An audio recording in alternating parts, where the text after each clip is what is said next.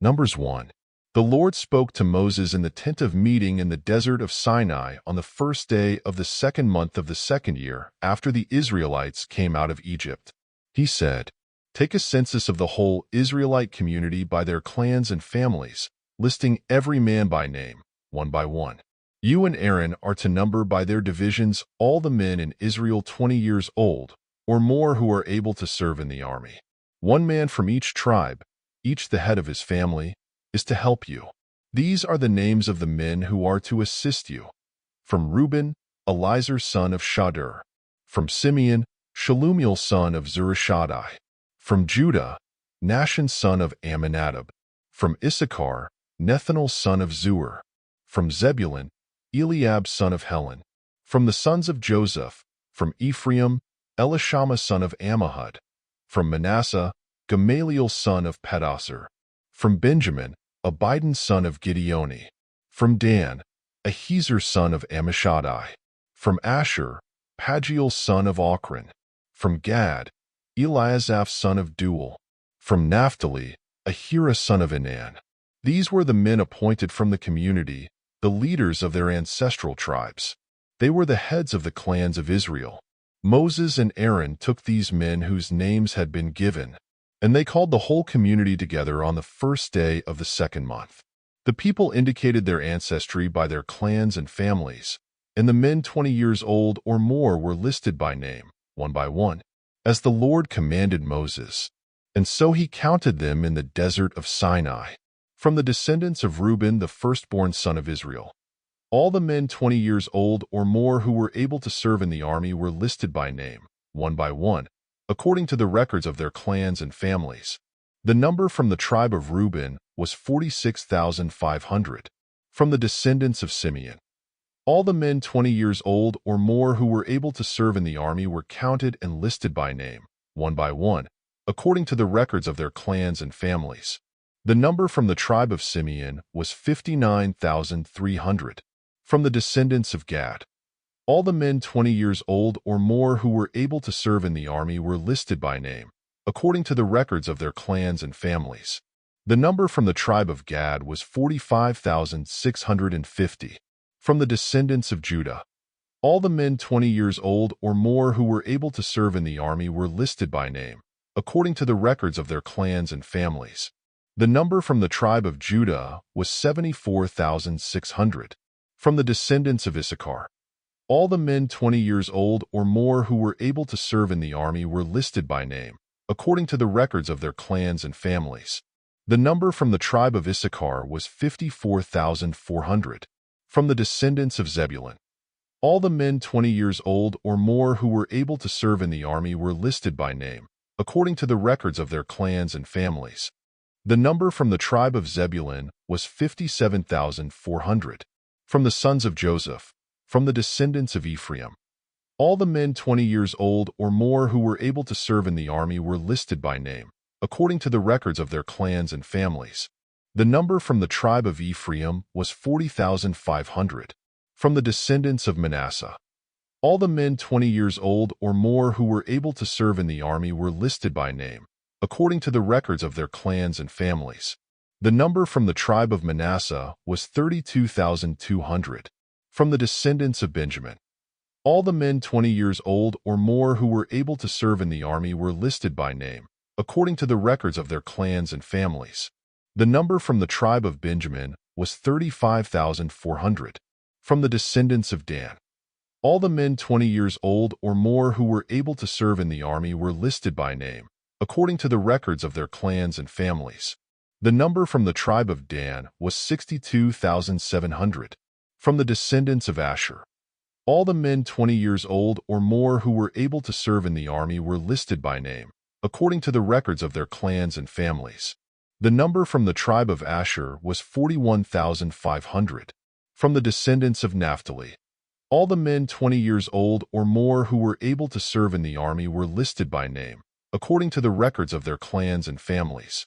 The number from the tribe of Naphtali was 53,400. These were the men counted by Moses and Aaron and the 12 leaders of Israel, each one representing his family. All the Israelites 20 years old or more who were able to serve in Israel's army were counted according to their families. The total number was 603,550. The families of the tribe of Levi, however, were not counted along with the others. The Lord had said to Moses, "You must not count the tribe of Levi or include them in the census of the other Israelites. Instead, appoint the Levites to be in charge of the tabernacle of the testimony over all its furnishings and everything belonging to it. They are to carry the tabernacle and all its furnishings. They are to take care of it and encamp around it. Whenever the tabernacle is to move, the Levites are to take it down, and whenever the tabernacle is to be set up, the Levites shall do it. Anyone else who goes near it shall be put to death. The Israelites are to set up their tents by divisions, each man in his own camp under his own standard. The Levites, however, are to set up their tents around the tabernacle of the testimony so that wrath will not fall on the Israelite community. The Levites are to be responsible for the care of the tabernacle of the testimony. The Israelites did all this just as the Lord commanded Moses. Numbers 2. The Lord said to Moses and Aaron, "The Israelites are to camp around the tent of meeting some distance from it, each man under his standard with the banners of his family. On the east, toward the sunrise, the divisions of the camp of Judah are to encamp under their standard. The leader of the people of Judah is Nahshon son of Amminadab. His division numbers 74,600. The tribe of Issachar will camp next to them. The leader of the people of Issachar is Nethanel son of Zuar. His division numbers 54,400. The tribe of Zebulun will be next. The leader of the people of Zebulun is Eliab son of Helon. His division numbers 57,400. All the men assigned to the camp of Judah, according to their divisions, number 186,400. They will set out first. On the south will be the divisions of the camp of Reuben under their standard. The leader of the people of Reuben is Elizur son of Shadur. His division numbers 46,500. The tribe of Simeon will camp next to them. The leader of the people of Simeon is Shelumiel son of Zurishaddai. His division numbers 59,300. The tribe of Gad will be next. The leader of the people of Gad is Eliasaph son of Duel. His division numbers 45,650. All the men assigned to the camp of Reuben, according to their divisions, number 151,450. They will set out second. Then the tent of meeting and the camp of the Levites will set out in the middle of the camps. They will set out in the same order as they encamp, each in his own place under his standard. On the west will be the divisions of the camp of Ephraim under their standard. The leader of the people of Ephraim is Elishama son of Ammihud. His division numbers 40,500. The tribe of Manasseh will be next to them. The leader of the people of Manasseh is Gamaliel son of Pedasur. His division numbers 32,200. The tribe of Benjamin will be next. The leader of the people of Benjamin is Abidan son of Gideoni. His division numbers 35,400. All the men assigned to the camp of Ephraim, according to their divisions, number 108,100. They will set out third. On the north will be the divisions of the camp of Dan, under their standard. The leader of the people of Dan is Ahiezer son of Ammishaddai. His division numbers 62,700. The tribe of Asher will camp next to them. The leader of the people of Asher is Pagiel son of Ochran. His division numbers 41,500. The tribe of Naphtali will be next. The leader of the people of Naphtali is Ahira son of Anan. His division numbers 53,400. All the men assigned to the camp of Dan number 157,600. They will set out last, under their standards. These are the Israelites, counted according to their families. All those in the camps, by their divisions, number 603,550. The Levites, however, were not counted along with the other Israelites, as the Lord commanded Moses. So the Israelites did everything the Lord commanded Moses. That is the way they encamped under their standards, and that is the way they set out, each with his clan and family. This is their duty as they perform service at the tent of meeting. To carry the frames of the tabernacle, its crossbars, posts, and bases, as well as the posts of the surrounding courtyard with their bases, tent pegs, ropes, all their equipment, and everything related to their use. Assign to each man the specific things he is to carry. This is the service of the Merarite clans as they work at the tent of meeting under the direction of Ithamar son of Aaron, the priest. Moses, Aaron, and the leaders of the community counted the Kohathites by their clans and families. All the men from 30 to 50 years of age who came to serve in the work in the tent of meeting, counted by clans, were 2,750. This was the total of all those in the Kohathite clans who served in the tent of meeting. Moses and Aaron counted them according to the Lord's command through Moses. The Gershonites were counted by their clans and families. All the men from 30 to 50 years of age who came to serve in the work at the tent of meeting, counted by their clans and families, were 2,630. This was the total of those in the Gershonite clans who served at the tent of meeting. Moses and Aaron counted them according to the Lord's command.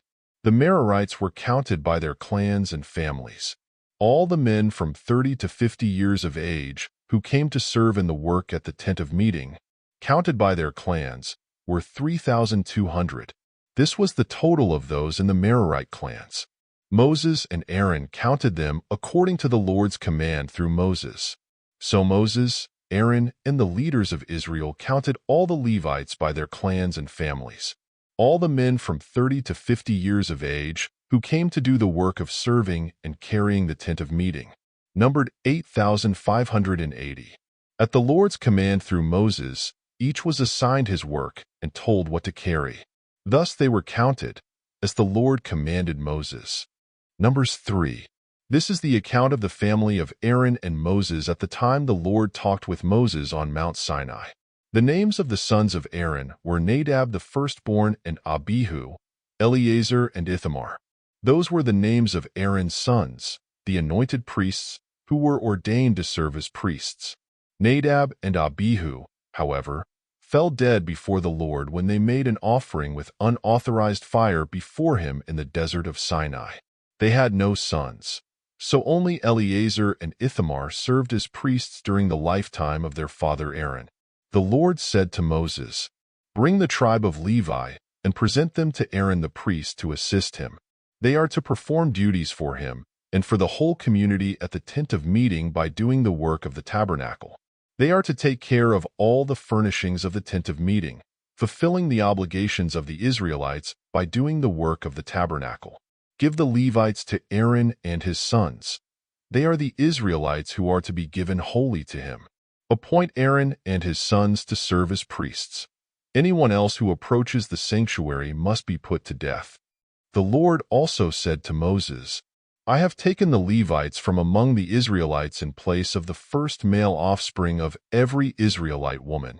The Levites are mine, for all the firstborn are mine. When I struck down all the firstborn in Egypt, I set apart for myself every firstborn in Israel, whether man or animal. They are to be mine. I am the Lord." The Lord said to Moses in the desert of Sinai, "Count the Levites by their families and clans. Count every male a month old or more." So Moses counted them, as he was commanded by the word of the Lord. These were the names of the sons of Levi: Gershon, Kohath, and Merari. These were the names of the Gershonite clans: Libni and Shimi. The Kohathite clans: Amram, Izhar, Hebron, and Uzziel. The Merarite clans: Mali and Mushi. These were the Levite clans, according to their families. To Gershon belonged the clans of the Libnites and Shimites. These were the Gershonite clans. The number of all the males a month old or more who were counted was 7,500. The Gershonite clans were to camp on the west, behind the tabernacle. The leader of the families of the Gershonites was Eliasaph son of Lael.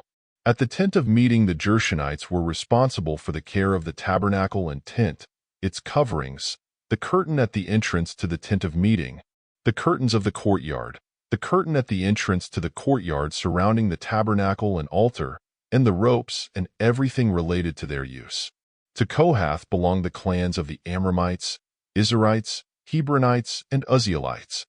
These were the Kohathite clans. The number of all the males a month old or more was 8,600. The Kohathites were responsible for the care of the sanctuary. The Kohathite clans were to camp on the south side of the tabernacle.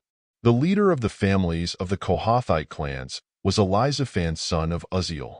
They were responsible for the care of the ark, the table, the lampstand, the altars, the articles of the sanctuary used in ministering, the curtain, and everything related to their use. The chief leader of the Levites was Eleazar son of Aaron, the priest. He was appointed over those who were responsible for the care of the sanctuary. To Merari belonged the clans of the Mahlites and the Mushites. These were the Merarite clans. The number of all the males a month old or more who were counted was 6,200. The leader of the families of the Merarite clans was Zuriel son of Abihail. They were to camp on the north side of the tabernacle. The Merarites were appointed to take care of the frames of the tabernacle, its crossbars, posts, bases, all its equipment, and everything related to their use, as well as the posts of the surrounding courtyard with their bases, tent pegs, and ropes. Moses and Aaron and his sons were to camp to the east of the tabernacle, toward the sunrise, in front of the tent of meeting. They were responsible for the care of the sanctuary on behalf of the Israelites. Anyone else who approached the sanctuary was to be put to death. The total number of Levites counted at the Lord's command by Moses and Aaron according to their clans, including every male a month old or more, was 22,000. The Lord said to Moses, "Count all the firstborn Israelite males who are a month old or more and make a list of their names. Take the Levites for me in place of all the firstborn of the Israelites, and the livestock of the Levites in place of all the firstborn of the livestock of the Israelites. I am the Lord." So Moses counted all the firstborn of the Israelites, as the Lord commanded him. The total number of firstborn males a month old or more, listed by name, was 22,273. The Lord also said to Moses, "Take the Levites in place of all the firstborn of Israel, and the livestock of the Levites in place of their livestock. The Levites are to be mine. I am the Lord. To redeem the 273 firstborn Israelites who exceed the number of the Levites, collect 5 shekels for each one, according to the sanctuary shekel, which weighs 20 gerahs. Give the money for the redemption of the additional Israelites to Aaron and his sons." So Moses collected the redemption money from those who exceeded the number redeemed by the Levites. From the firstborn of the Israelites he collected silver weighing 1,365 shekels, according to the sanctuary shekel. Moses gave the redemption money to Aaron and his sons, as he was commanded by the word of the Lord. Numbers 4. The Lord said to Moses and Aaron, "Take a census of the Kohathite branch of the Levites by their clans and families. Count all the men from 30 to 50 years of age who come to serve in the work in the tent of meeting. This is the work of the Kohathites in the tent of meeting, the care of the most holy things. When the camp is to move, Aaron and his sons are to go in and take down the shielding curtain and cover the ark of the testimony with it. Then they are to cover this with hides of sea cows, spread a cloth of solid blue over that, and put the poles in place. Over the table of the presence they are to spread a blue cloth and put on it the plates, dishes and bowls, and the jars for drink offerings.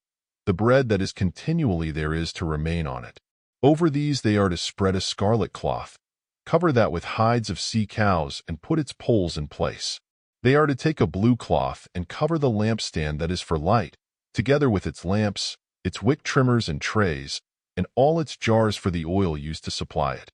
Then they are to wrap it and all its accessories in a covering of hides of sea cows and put it on a carrying frame. Over the gold altar they are to spread a blue cloth and cover that with hides of sea cows and put its poles in place. They are to take all the articles used for ministering in the sanctuary, wrap them in a blue cloth, cover that with hides of sea cows and put them on a carrying frame. They are to remove the ashes from the bronze altar and spread a purple cloth over it. Then they are to place on it all the utensils used for ministering at the altar, including the fire pans, meat forks, shovels, and sprinkling bowls. Over it they are to spread a covering of hides of sea cows and put its poles in place. After Aaron and his sons have finished covering the holy furnishings and all the holy articles, and when the camp is ready to move, the Kohathites are to come to do the carrying. But they must not touch the holy things, or they will die. The Kohathites are to carry those things that are in the tent of meeting. Eleazar son of Aaron, the priest, is to have charge of the oil for the light, the fragrant incense, the regular grain offering, and the anointing oil. He is to be in charge of the entire tabernacle and everything in it, including its holy furnishings and articles. The Lord said to Moses and Aaron, "See that the Kohathite tribal clans are not cut off from the Levites, so that they may live and not die when they come near the most holy things. Do this for them." Aaron and his sons are to go into the sanctuary and assign to each man his work and what he is to carry. But the Kohathites must not go in to look at the holy things, even for a moment, or they will die. The Lord said to Moses, "Take a census also of the Gershonites by their families and clans. Count all the men from 30 to 50 years of age who come to serve in the work at the tent of meeting. This is the service of the Gershonite clans as they work and carry burdens. They are to carry the curtains of the tabernacle, the tent of meeting, its covering and the outer covering of hides of sea cows, the curtains for the entrance to the tent of meeting, the curtains of the courtyard surrounding the tabernacle and altar, the curtain for the entrance, the ropes, and all the equipment used in its service. The Gershonites are to do all that needs to be done with these things. All their service, whether carrying or doing other work, is to be done under the direction of Aaron and his sons. You shall assign to them as their responsibility all they are to carry. This is the service of the Gershonite clans at the tent of meeting. Their duties are to be under the direction of Ithamar son of Aaron, the priest. Count the Merarites by their clans and families. Count all the men from 30 to 50 years of age who come to serve in the work at the tent of meeting. This is their duty as they perform service at the tent of meeting, to carry the frames of the tabernacle, its crossbars, posts, and bases, as well as the posts of the surrounding courtyard with their bases, tent pegs, ropes, all their equipment, and everything related to their use. Assign to each man the specific things he is to carry. This is the service of the Merarite clans as they work at the tent of meeting under the direction of Ithamar son of Aaron, the priest. Moses, Aaron, and the leaders of the community counted the Kohathites by their clans and families. All the men from 30 to 50 years of age who came to serve in the work in the tent of meeting, counted by clans, were 2,750. This was the total of all those in the Kohathite clans who served in the tent of meeting. Moses and Aaron counted them according to the Lord's command through Moses. The Gershonites were counted by their clans and families. All the men from 30 to 50 years of age who came to serve in the work at the tent of meeting, counted by their clans and families, were 2,630. This was the total of those in the Gershonite clans who served at the tent of meeting. Moses and Aaron counted them according to the Lord's command. The Merarites were counted by their clans and families. All the men from 30 to 50 years of age who came to serve in the work at the tent of meeting, counted by their clans, were 3,200. This was the total of those in the Merarite clans. Moses and Aaron counted them according to the Lord's command through Moses. So Moses, Aaron, and the leaders of Israel counted all the Levites by their clans and families. All the men from 30 to 50 years of age who came to do the work of serving and carrying the tent of meeting, numbered 8,580.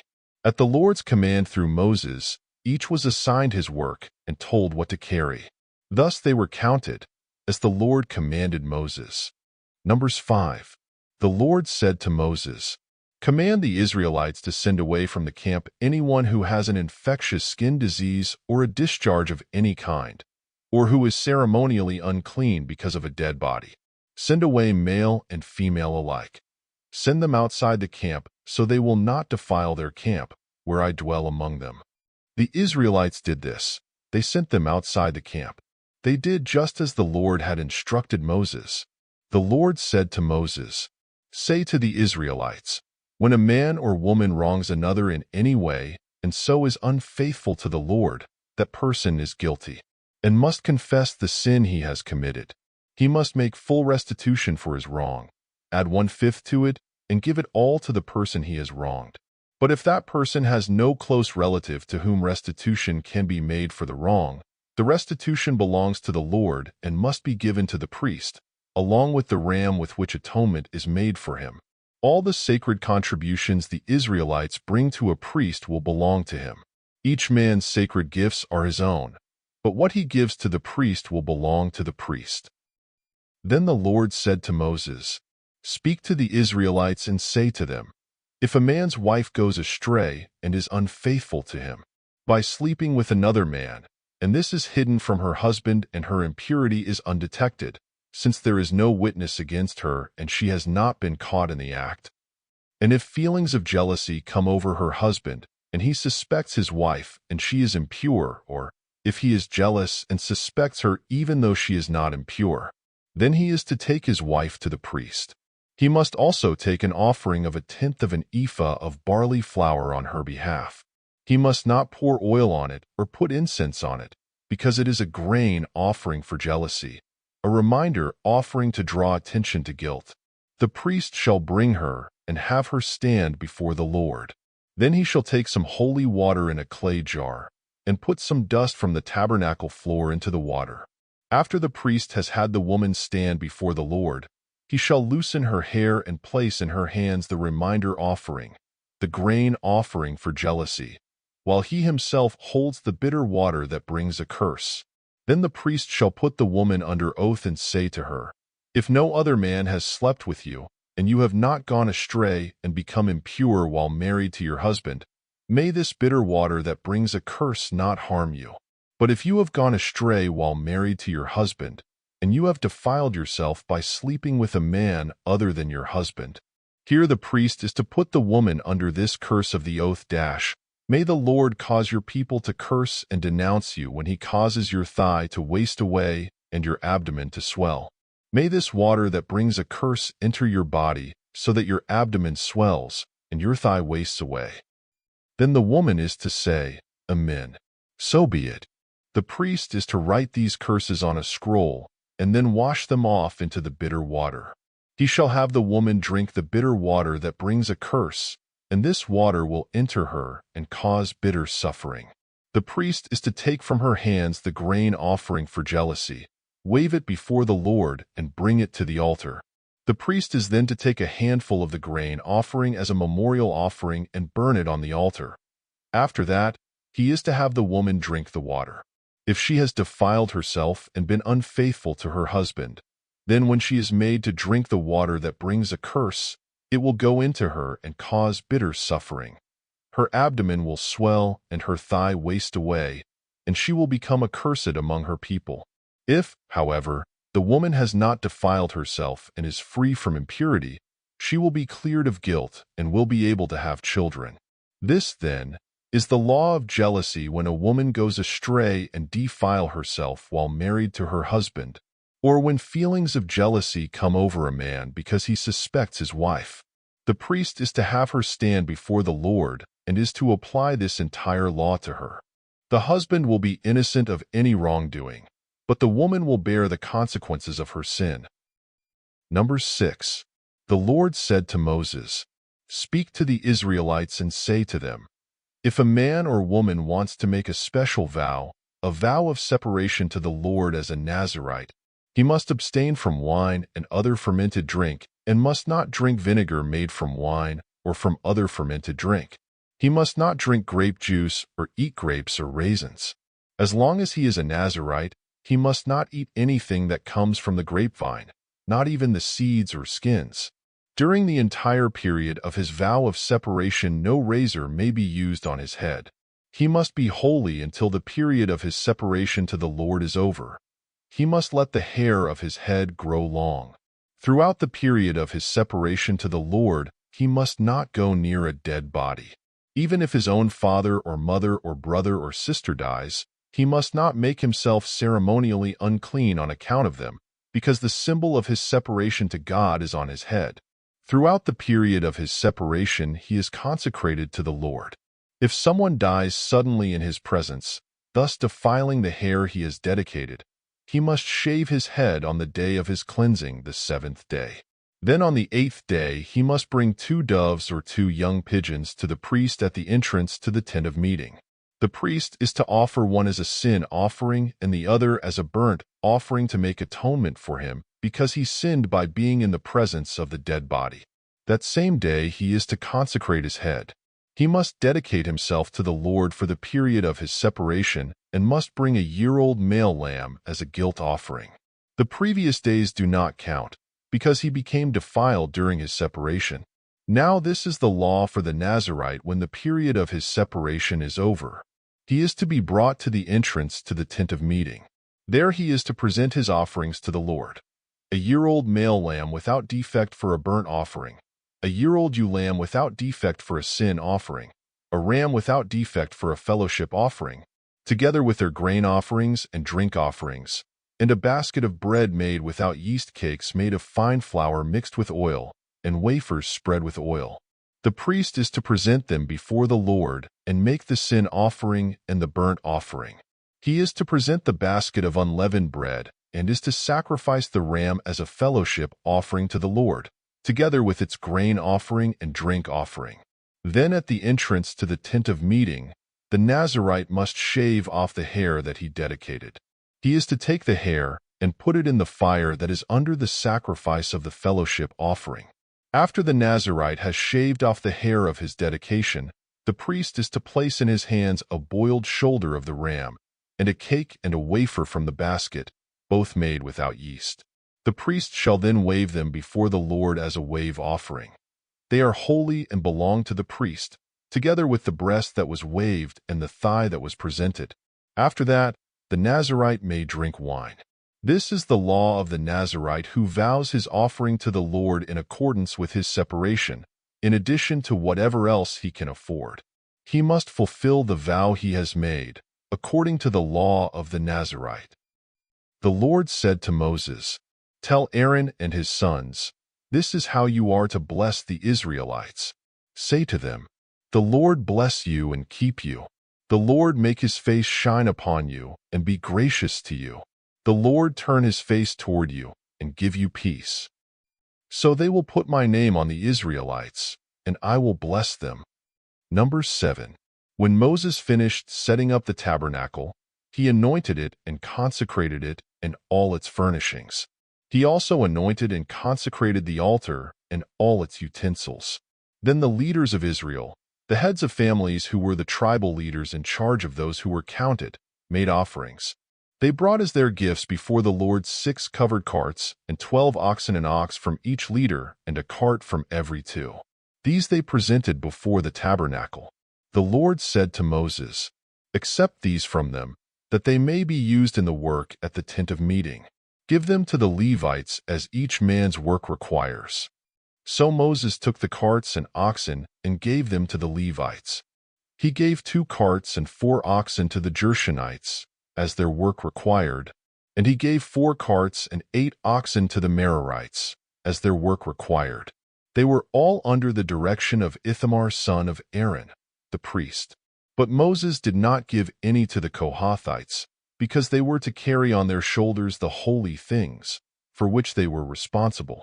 When the altar was anointed, the leaders brought their offerings for its dedication and presented them before the altar. For the Lord had said to Moses, "Each day one leader is to bring his offering for the dedication of the altar." The one who brought his offering on the first day was Nahshon son of Amminadab of the tribe of Judah. His offering was 1 silver plate weighing 130 shekels, and 1 silver sprinkling bowl weighing 70 shekels, both according to the sanctuary shekel, each filled with fine flour mixed with oil as a grain offering. 1 gold dish weighing 10 shekels, filled with incense. 1 young bull, 1 ram, and 1 male lamb a year old, for a burnt offering. 1 male goat for a sin offering, and 2 oxen, 5 rams, 5 male goats, and 5 male lambs a year old, to be sacrificed as a fellowship offering. This was the offering of Nahshon son of Amminadab. On the second day Nethanel son of Zuar, the leader of Issachar, brought his offering. The offering he brought was 1 silver plate weighing 130 shekels, and 1 silver sprinkling bowl weighing 70 shekels, both according to the sanctuary shekel, each filled with fine flour mixed with oil as a grain offering. 1 gold dish weighing 10 shekels, filled with incense. 1 young bull, 1 ram, and 1 male lamb a year old, for a burnt offering. 1 male goat for a sin offering, and 2 oxen, 5 rams, 5 male goats, and 5 male lambs a year old, to be sacrificed as a fellowship offering. This was the offering of Nethanel son of Zuar. On the 3rd day, Eliab son of Helon, the leader of the people of Zebulun, brought his offering. His offering was 1 silver plate weighing 130 shekels, and 1 silver sprinkling bowl weighing 70 shekels, both according to the sanctuary shekel, each filled with fine flour mixed with oil as a grain offering. 1 gold dish weighing 10 shekels, filled with incense. 1 young bull, 1 ram, and 1 male lamb a year old, for a burnt offering. 1 male goat for a sin offering, and 2 oxen, 5 rams, 5 male goats, and 5 male lambs a year old, to be sacrificed as a fellowship offering. This was the offering of Eliab son of Helon. On the 4th day, Elizur son of Shadur, the leader of the people of Reuben, brought his offering.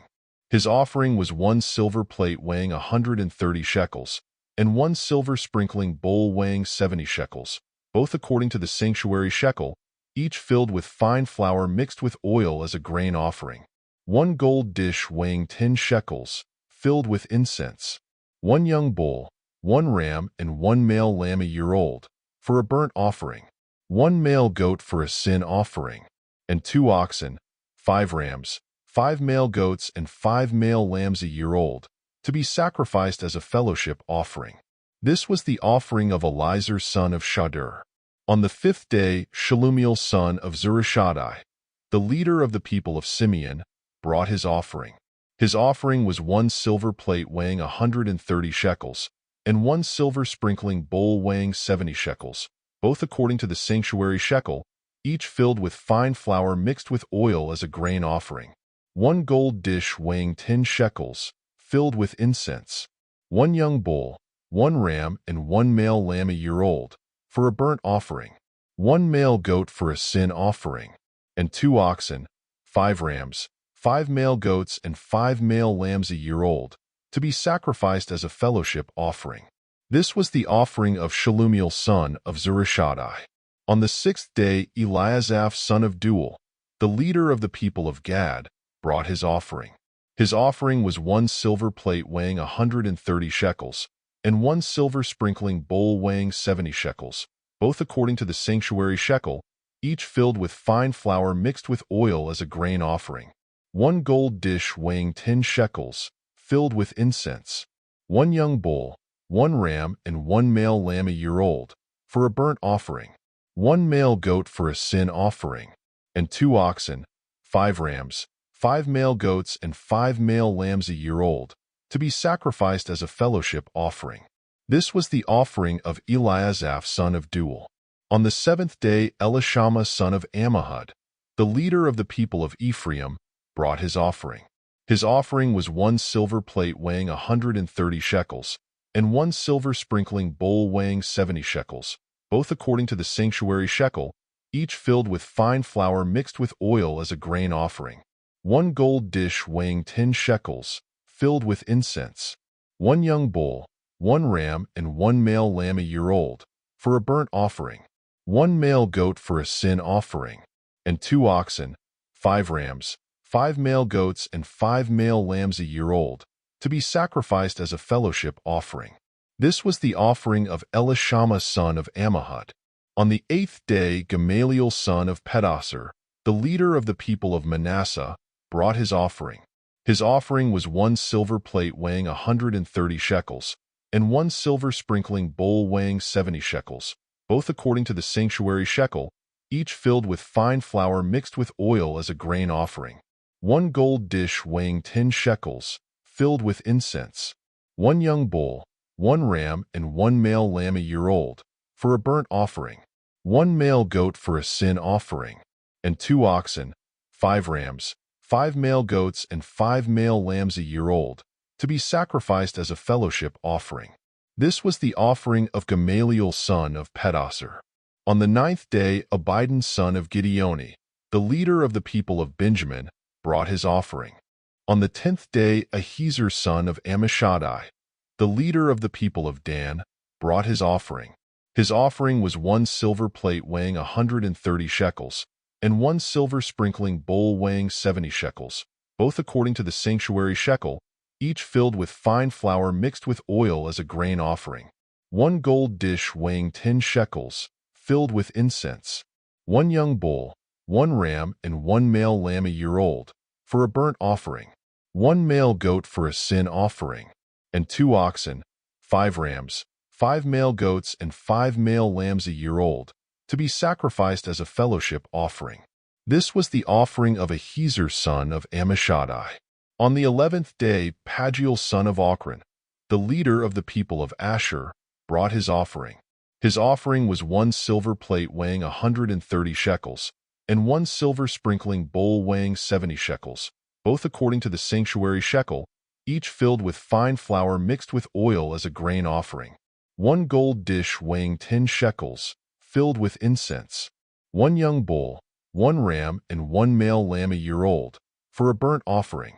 1 male goat for a sin offering, and 2 oxen, 5 rams, 5 male goats, and 5 male lambs a year old, to be sacrificed as a fellowship offering. This was the offering of Pagiel son of Ochran. On the 12th day, Ahira son of Enan, the leader of the people of Naphtali, brought his offering. His offering was 1 silver plate weighing 130 shekels, and 1 silver sprinkling bowl weighing 70 shekels, both according to the sanctuary shekel, each filled with fine flour mixed with oil as a grain offering. 1 gold dish weighing 10 shekels, filled with incense. 1 young bull, 1 ram, and 1 male lamb a year old, for a burnt offering. 1 male goat for a sin offering, and 2 oxen, 5 rams, 5 male goats, and 5 male lambs a year old, to be sacrificed as a fellowship offering. This was the offering of Ahira son of Enan. These were the offerings of the Israelite leaders for the dedication of the altar when it was anointed: 12 silver plates, 12 silver sprinkling bowls, and 12 gold dishes. Each silver plate weighed 130 shekels, and each sprinkling bowl 70 shekels. Altogether, the silver dishes weighed 2,400 shekels, according to the sanctuary shekel. The 12 gold dishes filled with incense weighed 10 shekels each, according to the sanctuary shekel. Altogether, the gold dishes weighed 120 shekels. The total number of animals for the burnt offering came to 12 young bulls, 12 rams, and 12 male lambs a year old, together with their grain offering. 12 male goats were used for the sin offering. The total number of animals for the sacrifice of the fellowship offering came to 24 oxen, 60 rams, 60 male goats, and 60 male lambs a year old. These were the offerings for the dedication of the altar after it was anointed. When Moses entered the tent of meeting to speak with the Lord, he heard the voice speaking to him from between the 2 cherubim above the atonement cover on the ark of the testimony. And he spoke with him. Numbers 8. The Lord said to Moses, "Speak to Aaron and say to him, when you set up the 7 lamps, they are to light the area in front of the lampstand." Aaron did so. He set up the lamps so that they faced forward on the lampstand, just as the Lord commanded Moses. This is how the lampstand was made. It was made of hammered gold from its base to its blossoms. The lampstand was made exactly like the pattern the Lord had shown Moses. The Lord said to Moses, "Take the Levites from among the other Israelites and make them ceremonially clean. To purify them, do this: sprinkle the water of cleansing on them. Then have them shave their whole bodies and wash their clothes, and so purify themselves. Have them take a young bull with its grain offering of fine flour mixed with oil. Then you are to take a second young bull for a sin offering. Bring the Levites to the front of the tent of meeting and assemble the whole Israelite community. You are to bring the Levites before the Lord, and the Israelites are to lay their hands on them. Aaron is to present the Levites before the Lord as a wave offering from the Israelites, so that they may be ready to do the work of the Lord. After the Levites lay their hands on the heads of the bulls, use the one for a sin offering to the Lord and the other for a burnt offering, to make atonement for the Levites. Have the Levites stand in front of Aaron and his sons, and then present them as a wave offering to the Lord. In this way you are to set the Levites apart from the other Israelites, and the Levites will be mine. After you have purified the Levites and presented them as a wave offering, they are to come to do their work at the tent of meeting. They are the Israelites who are to be given wholly to me. I have taken them as my own in place of the firstborn, the first male offspring from every Israelite woman. Every firstborn male in Israel, whether man or animal, is mine. When I struck down all the firstborn in Egypt, I set them apart for myself. And I have taken the Levites in place of all the firstborn sons in Israel. Of all the Israelites, I have given the Levites as gifts to Aaron and his sons to do the work at the tent of meeting on behalf of the Israelites, and to make atonement for them, so that no plague will strike the Israelites when they go near the sanctuary. Moses, Aaron, and the whole Israelite community did with the Levites just as the Lord commanded Moses. The Levites purified themselves and washed their clothes. Then Aaron presented them as a wave offering before the Lord and made atonement for them to purify them. After that, the Levites came to do their work at the tent of meeting under the supervision of Aaron and his sons. They did with the Levites just as the Lord commanded Moses. The Lord said to Moses, "This applies to the Levites. Men 25 years old or more shall come to take part in the work at the tent of meeting, but at the age of 50, they must retire from their regular service and work no longer. They may assist their brothers in performing their duties at the tent of meeting, but they themselves must not do the work. This, then, is how you are to assign the responsibilities of the Levites." Numbers 9. The Lord spoke to Moses in the desert of Sinai in the first month of the second year after they came out of Egypt. He said, "Have the Israelites celebrate the Passover at the appointed time. Celebrate it at the appointed time, at twilight on the 14th day of this month, in accordance with all its rules and regulations." So Moses told the Israelites to celebrate the Passover, and they did so in the desert of Sinai at twilight on the 14th day of the first month. The Israelites did everything just as the Lord commanded Moses. But some of them could not celebrate the Passover on that day because they were ceremonially unclean on account of a dead body. So they came to Moses and Aaron that same day, and said to Moses, "We have become unclean because of a dead body, but why should we be kept from presenting the Lord's offering with the other Israelites at the appointed time?" Moses answered them, "Wait until I find out what the Lord commands concerning you." Then the Lord said to Moses, "Tell the Israelites, when any of you or your descendants are unclean because of a dead body or are away on a journey, they may still celebrate the Lord's Passover.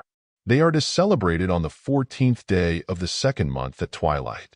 They are to eat the lamb, together with unleavened bread and bitter herbs. They must not leave any of it till morning or break any of its bones. When they celebrate the Passover, they must follow all the regulations. But if a man who is ceremonially clean and not on a journey fails to celebrate the Passover, that person must be cut off from his people because he did not present the Lord's offering at the appointed time. That man will bear the consequences of his sin. An alien living among you who wants to celebrate the Lord's Passover must do so in accordance with its rules and regulations. You must have the same regulations for the alien and the native-born. On the day the tabernacle, the tent of the testimony, was set up, the cloud covered it. From evening till morning the cloud above the tabernacle looked like fire. That is how it continued to be. The cloud covered it, and at night it looked like fire. Whenever the cloud lifted from above the tent, the Israelites set out. Wherever the cloud settled, the Israelites encamped. At the Lord's command the Israelites set out, and at his command they encamped. As long as the cloud stayed over the tabernacle, they remained in camp. When the cloud remained over the tabernacle a long time, the Israelites obeyed the Lord's order and did not set out. Sometimes the cloud was over the tabernacle only a few days. At the Lord's command they would encamp, and then at his command they would set out. Sometimes the cloud stayed only from evening till morning, And when it lifted in the morning, they set out. Whether by day or by night, whenever the cloud lifted, they set out. Whether the cloud stayed over the tabernacle for 2 days or a month or a year, the Israelites would remain in camp and not set out. But when it lifted, they would set out. At the Lord's command they encamped, and at the Lord's command they set out. They obeyed the Lord's order, in accordance with his command through Moses. Numbers 10. The Lord said to Moses, "Make 2 trumpets of hammered silver, and use them for calling the community together and for having the camps set out. When both are sounded, the whole community is to assemble before you at the entrance to the tent of meeting. If only one is sounded, the leaders, the heads of the clans of Israel, are to assemble before you. When a trumpet blast is sounded, the tribes camping on the east are to set out. At the sounding of a second blast, the camps on the south are to set out. The blast will be the signal for setting out. To gather the assembly, blow the trumpets, but not with the same signal. The sons of Aaron, the priests, are to blow the trumpets. This is to be a lasting ordinance for you and the generations to come. When you go into battle in your own land against an enemy who is oppressing you, sound a blast on the trumpets. Then you will be remembered by the Lord your God and rescued from your enemies. Also at your times of rejoicing, your appointed feasts and new moon festivals, you are to sound the trumpets over your burnt offerings and fellowship offerings, and they will be a memorial for you before your God. I am the Lord your God. On the 20th day of the 2nd month of the 2nd year, the cloud lifted from above the tabernacle of the testimony. Then the Israelites set out from the desert of Sinai and traveled from place to place until the cloud came to rest in the desert of Paran. They set out this first time at the Lord's command through Moses. The divisions of the camp of Judah went first under their standard. Nahshon son of Amminadab was in command. Nethanel son of Zuar was over the division of the tribe of Issachar, and Eliab son of Helon was over the division of the tribe of Zebulun. Then the tabernacle was taken down, and the Gershonites and Merarites, who carried it, set out. The divisions of the camp of Reuben went next, under their standard. Elizur son of Shadur was in command. Shelumiel son of Zurishaddai was over the division of the tribe of Simeon, and Eliasaph son of Deuel was over the division of the tribe of Gad. Then the Kohathites set out, carrying the holy things. The tabernacle was to be set up before they arrived. The divisions of the camp of Ephraim went next, under their standard. Elishama son of Ammihud was in command. Gamaliel son of Pedasur was over the division of the tribe of Manasseh, and Abidan son of Gideoni was over the division of the tribe of Benjamin. Finally, as the rear guard for all the units, the divisions of the camp of Dan set out, under their standard. Ahiezer son of Ammishaddai was in command. Pagiel son of Ochran was over the division of the tribe of Asher, and Ahira son of Enan was over the division of the tribe of Naphtali. This was the order of march for the Israelite divisions as they set out. Now Moses said to Hobab son of Ruel the Midianite, Moses' father-in-law, "We are setting out for the place about which the Lord said, 'I will give it to you.' Come with us, and we will treat you well, for the Lord has promised good things to Israel." He answered, "No, I will not go. I am going back to my own land and my own people." But Moses said, "Please do not leave us. You know where we should camp in the desert, and you can be our eyes. If you come with us, we will share with you whatever good things the Lord gives us." So they set out from the mountain of the Lord and traveled for 3 days. The ark of the covenant of the Lord went before them during those 3 days to find them a place to rest. The cloud of the Lord was over them by day when they set out from the camp. Whenever the ark set out, Moses said, "Rise up, O Lord. May your enemies be scattered. May your foes flee before you." Whenever it came to rest, he said, "Return, O Lord, to the countless thousands of Israel." Numbers 11. Now the people complained about their hardships in the hearing of the Lord, and when he heard them his anger was aroused. Then fire from the Lord burned among them and consumed some of the outskirts of the camp. When the people cried out to Moses, he prayed to the Lord and the fire died down. So that place was called Taberah, because fire from the Lord had burned among them. The rabble with them began to crave other food, and again the Israelites started wailing and said, "If only we had meat to eat! We remember the fish we ate in Egypt at no cost, also the cucumbers, melons, leeks, onions, and garlic.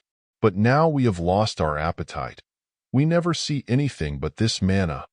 The manna was like coriander seed and looked like resin. The people went around gathering it, and then ground it in a handmill or crushed it in a mortar. They cooked it in a pot or made it into cakes, and it tasted like something made with olive oil. When the dew settled on the camp at night, the manna also came down. Moses heard the people of every family wailing, each at the entrance to his tent. The Lord became exceedingly angry, and Moses was troubled. He asked the Lord, "Why have you brought this trouble on your servant? What have I done to displease you that you put the burden of all these people on me? Did I conceive all these people? Did I give them birth? Why do you tell me to carry them in my arms, as a nurse carries an infant, to the land you promised on oath to their forefathers? Where can I get meat for all these people? They keep wailing to me, 'Give us meat to eat.'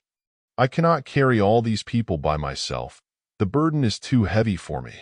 If this is how you are going to treat me, put me to death right now if I have found favor in your eyes, and do not let me face my own ruin." The Lord said to Moses, "Bring me 70 of Israel's elders who are known to you as leaders and officials among the people. Have them come to the tent of meeting, that they may stand there with you. I will come down and speak with you there, and I will take of the Spirit that is on you and put the Spirit on them. They will help you carry the burden of the people, so that you will not have to carry it alone. Tell the people, 'Consecrate yourselves in preparation for tomorrow, when you will eat meat.' The Lord heard you when you wailed, 'If only we had meat to eat! We were better off in Egypt.' Now the Lord will give you meat, and you will eat it.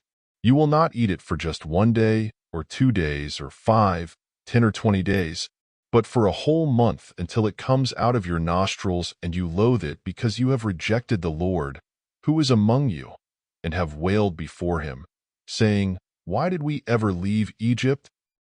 But Moses said, 'Here I am among 600,000 men on foot, and you say, I will give them meat to eat for a whole month. Would they have enough if flocks and herds were slaughtered for them? Would they have enough if all the fish in the sea were caught for them?' The Lord answered Moses, 'Is the Lord's arm too short? You will now see whether or not what I say will come true for you.' So Moses went out and told the people what the Lord had said. He brought together 70 of their elders and had them stand around the tent.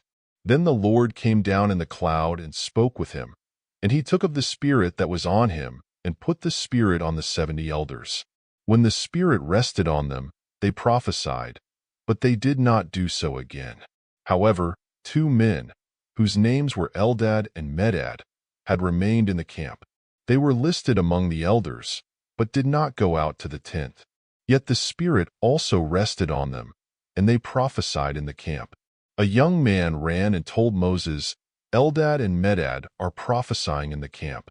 Joshua son of Nun, who had been Moses' aide since youth, spoke up and said, "Moses, my lord, stop them." But Moses replied, "Are you jealous for my sake?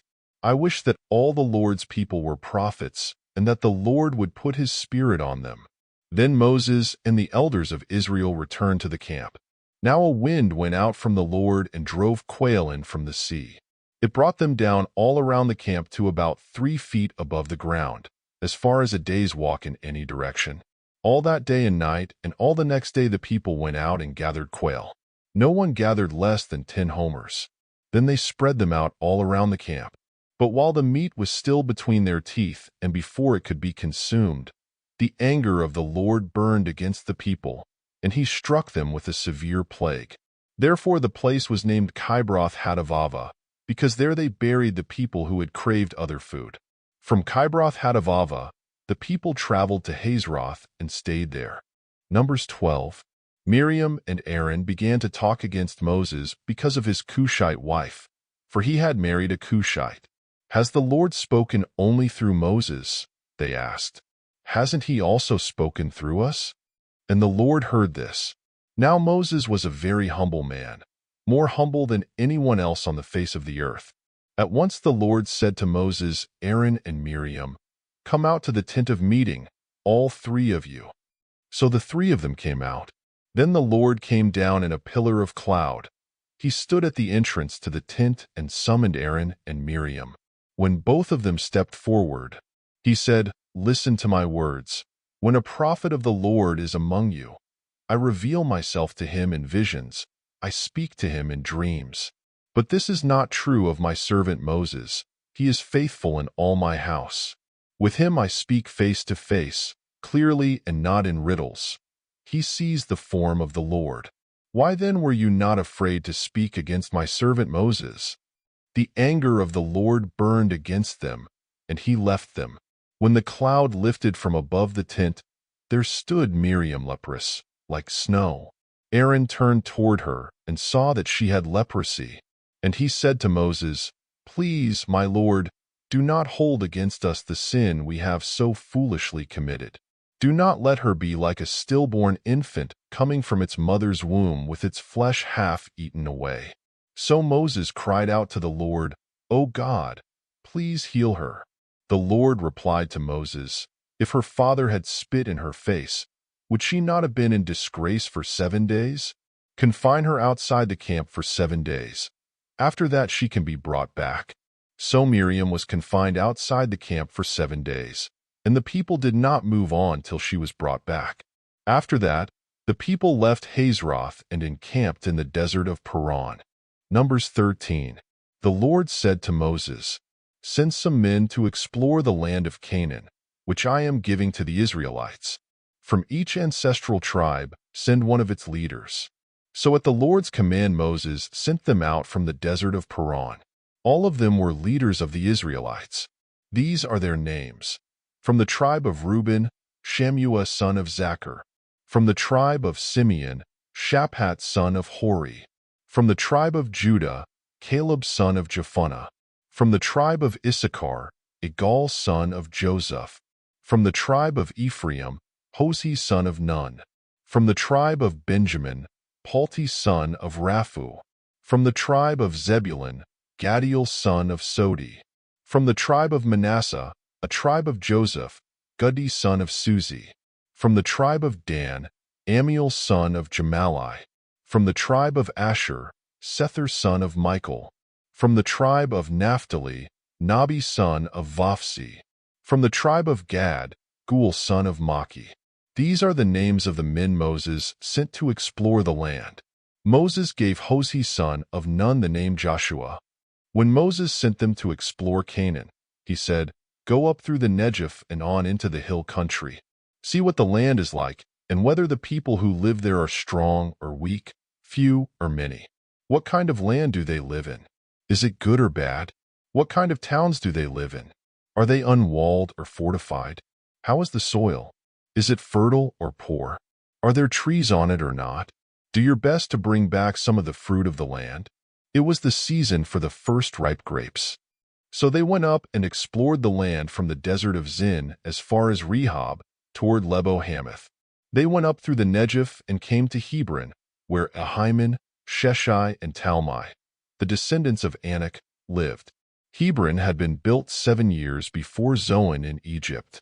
When they reached the valley of Eshcol, they cut off a branch bearing a single cluster of grapes. 2 of them carried it on a pole between them, along with some pomegranates and figs. That place was called the Valley of Eshcol because of the cluster of grapes the Israelites cut off there. At the end of 40 days, they returned from exploring the land. They came back to Moses and Aaron and the whole Israelite community at Kadesh in the desert of Paran. There they reported to them and to the whole assembly and showed them the fruit of the land. They gave Moses this account: "We went into the land to which you sent us, and it does flow with milk and honey. Here is its fruit. But the people who live there are powerful, and the cities are fortified and very large. We even saw descendants of Anak there. The Amalekites live in the Negev. The Hittites, Jebusites, and Amorites live in the hill country, and the Canaanites live near the sea and along the Jordan." Then Caleb silenced the people before Moses and said, We should go up and take possession of the land, for we can certainly do it."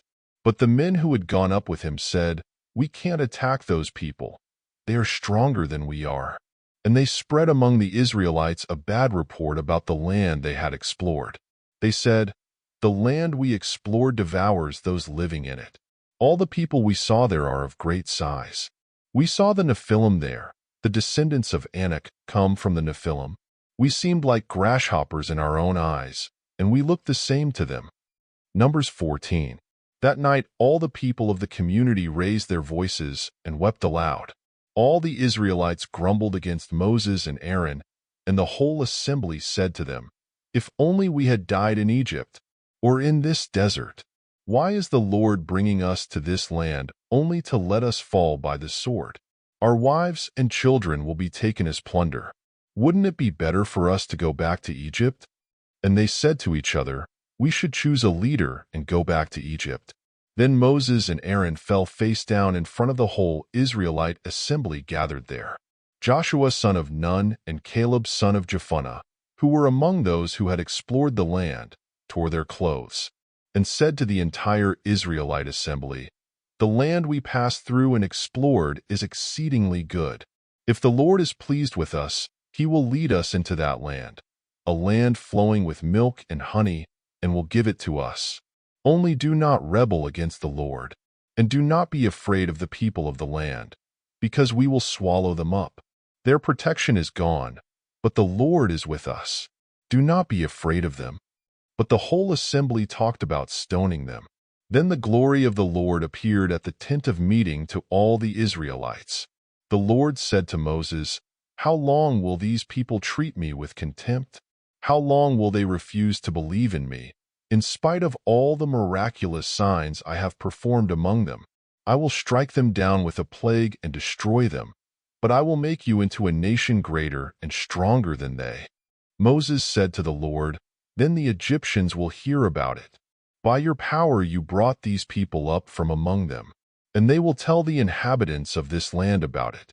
They have already heard that you, O Lord, are with these people, and that you, O Lord, have been seen face to face, that your cloud stays over them, and that you go before them in a pillar of cloud by day and a pillar of fire by night. If you put these people to death all at one time, the nations who have heard this report about you will say, 'The Lord was not able to bring these people into the land he promised them on oath, so he slaughtered them in the desert.' Now may the Lord's strength be displayed, just as you have declared. The Lord is slow to anger, abounding in love, and forgiving sin and rebellion. Yet he does not leave the guilty unpunished.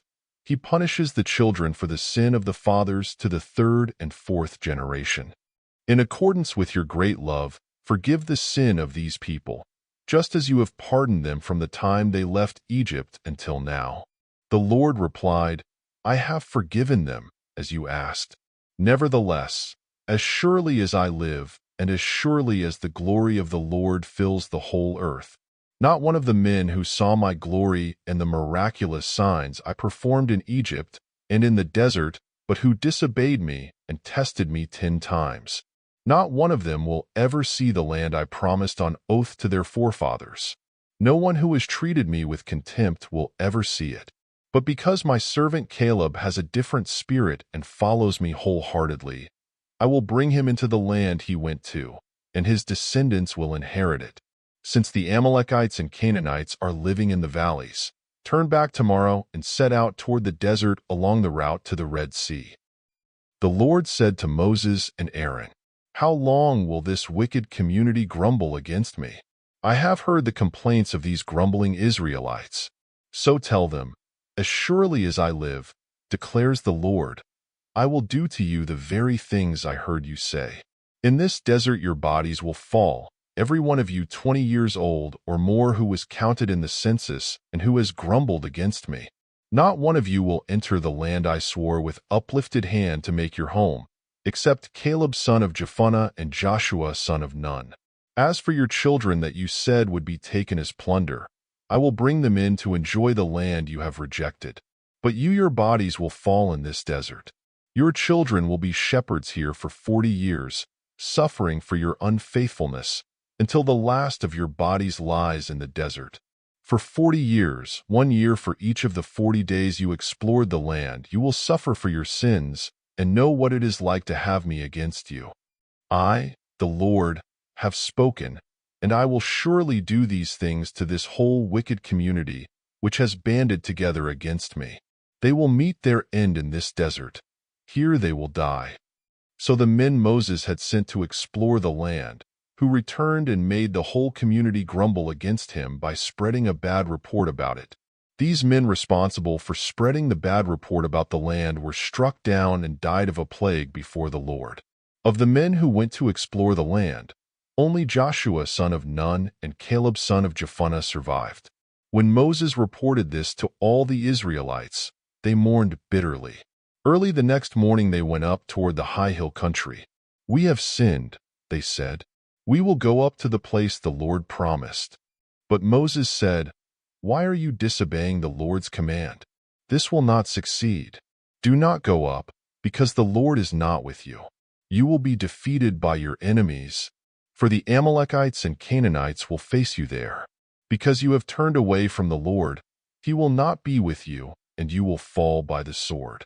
Nevertheless, in their presumption they went up toward the high hill country, though neither Moses nor the ark of the Lord's covenant moved from the camp. Then the Amalekites and Canaanites who lived in that hill country came down and attacked them and beat them down all the way to Hormah. Numbers 15.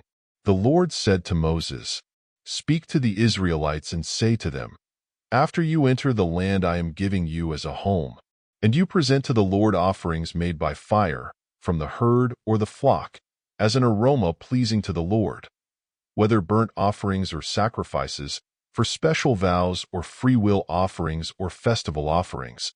Then the one who brings his offering shall present to the Lord a grain offering of 1/10 of an ephah of fine flour, mixed with 1/4 of a hin of oil. With each lamb for the burnt offering or the sacrifice, prepare 1/4 of a hin of wine as a drink offering.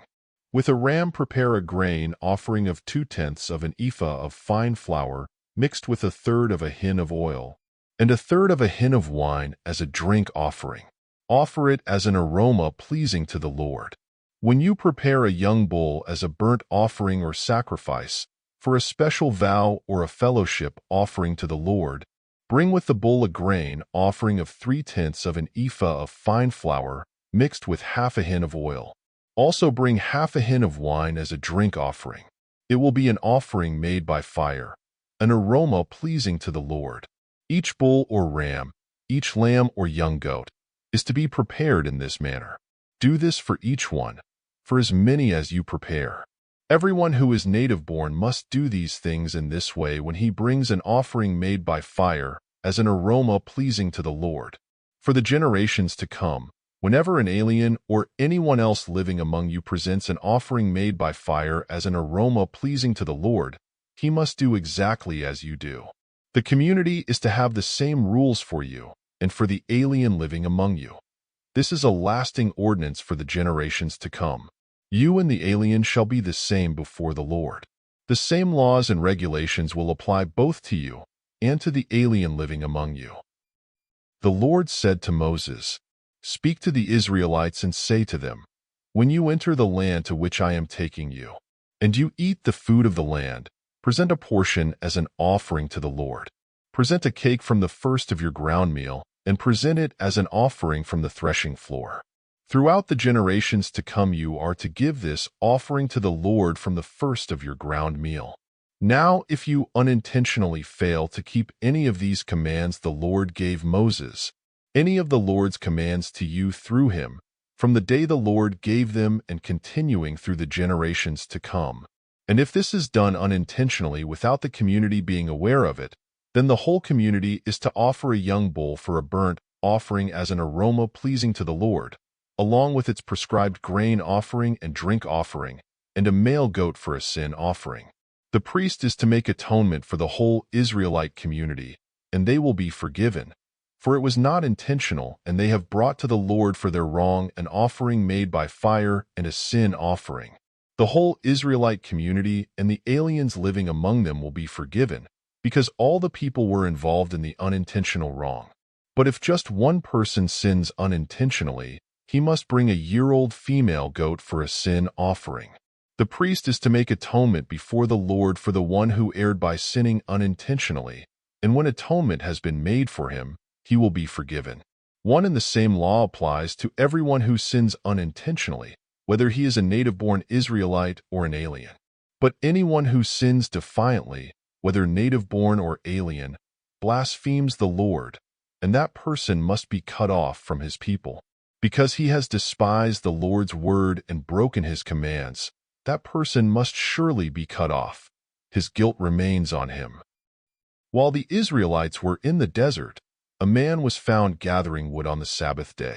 Those who found him gathering wood brought him to Moses and Aaron and the whole assembly, and they kept him in custody because it was not clear what should be done to him. Then the Lord said to Moses, "The man must die. The whole assembly must stone him outside the camp." So the assembly took him outside the camp and stoned him to death, as the Lord commanded Moses. The Lord said to Moses, "Speak to the Israelites and say to them, throughout the generations to come you are to make tassels on the corners of your garments, with a blue cord on each tassel. You will have these tassels to look at, and so you will remember all the commands of the Lord, that you may obey them and not prostitute yourselves by going after the lusts of your own hearts and eyes.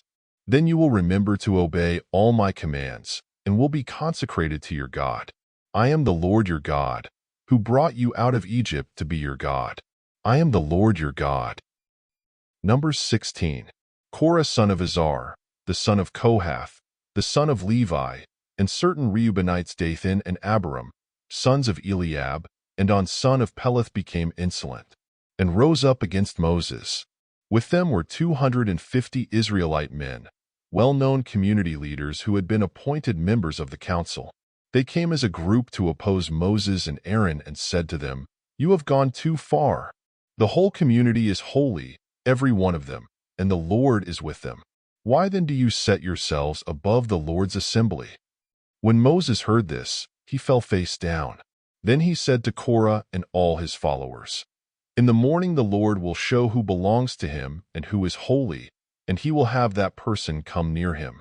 The man he chooses he will cause to come near him. You, Korah, and all your followers are to do this. Take censers, and tomorrow put fire and incense in them before the Lord. The man the Lord chooses will be the one who is holy.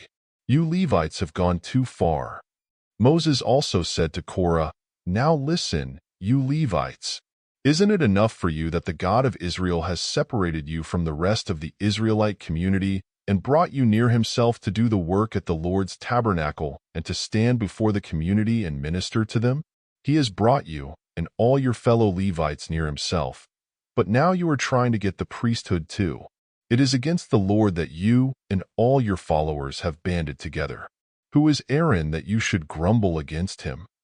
Then Moses summoned Dathan and Abiram, the sons of Eliab, but they said, "We will not come.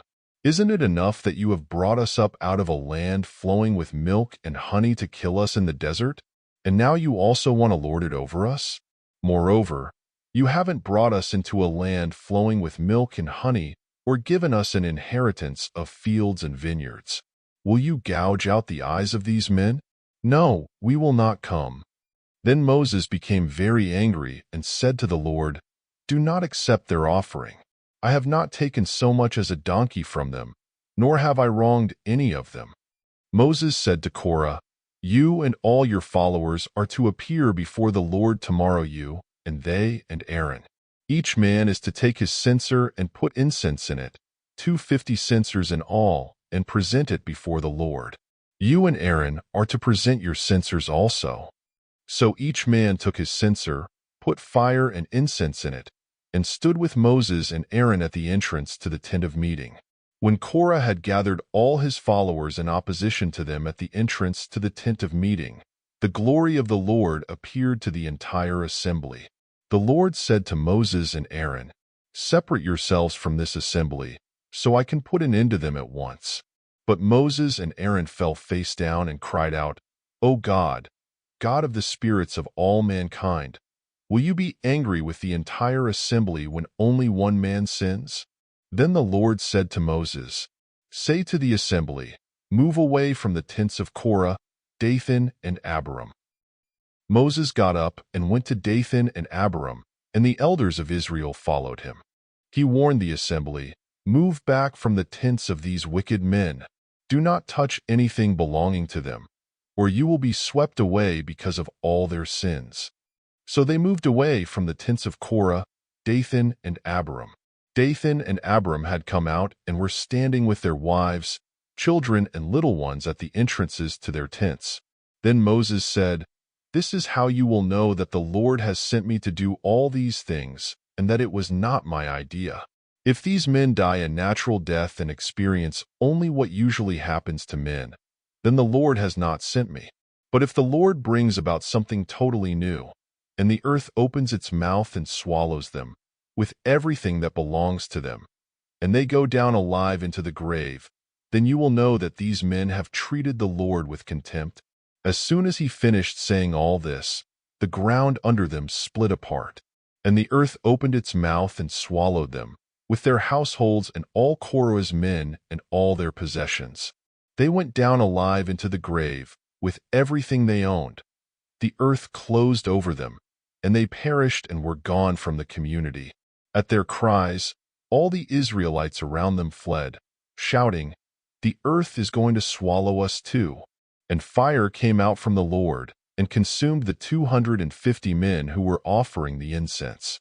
The Lord said to Moses, "Tell Eleazar son of Aaron, the priest, to take the censers out of the smoldering remains and scatter the coals some distance away, for the censers are holy, the censers of the men who sinned at the cost of their lives.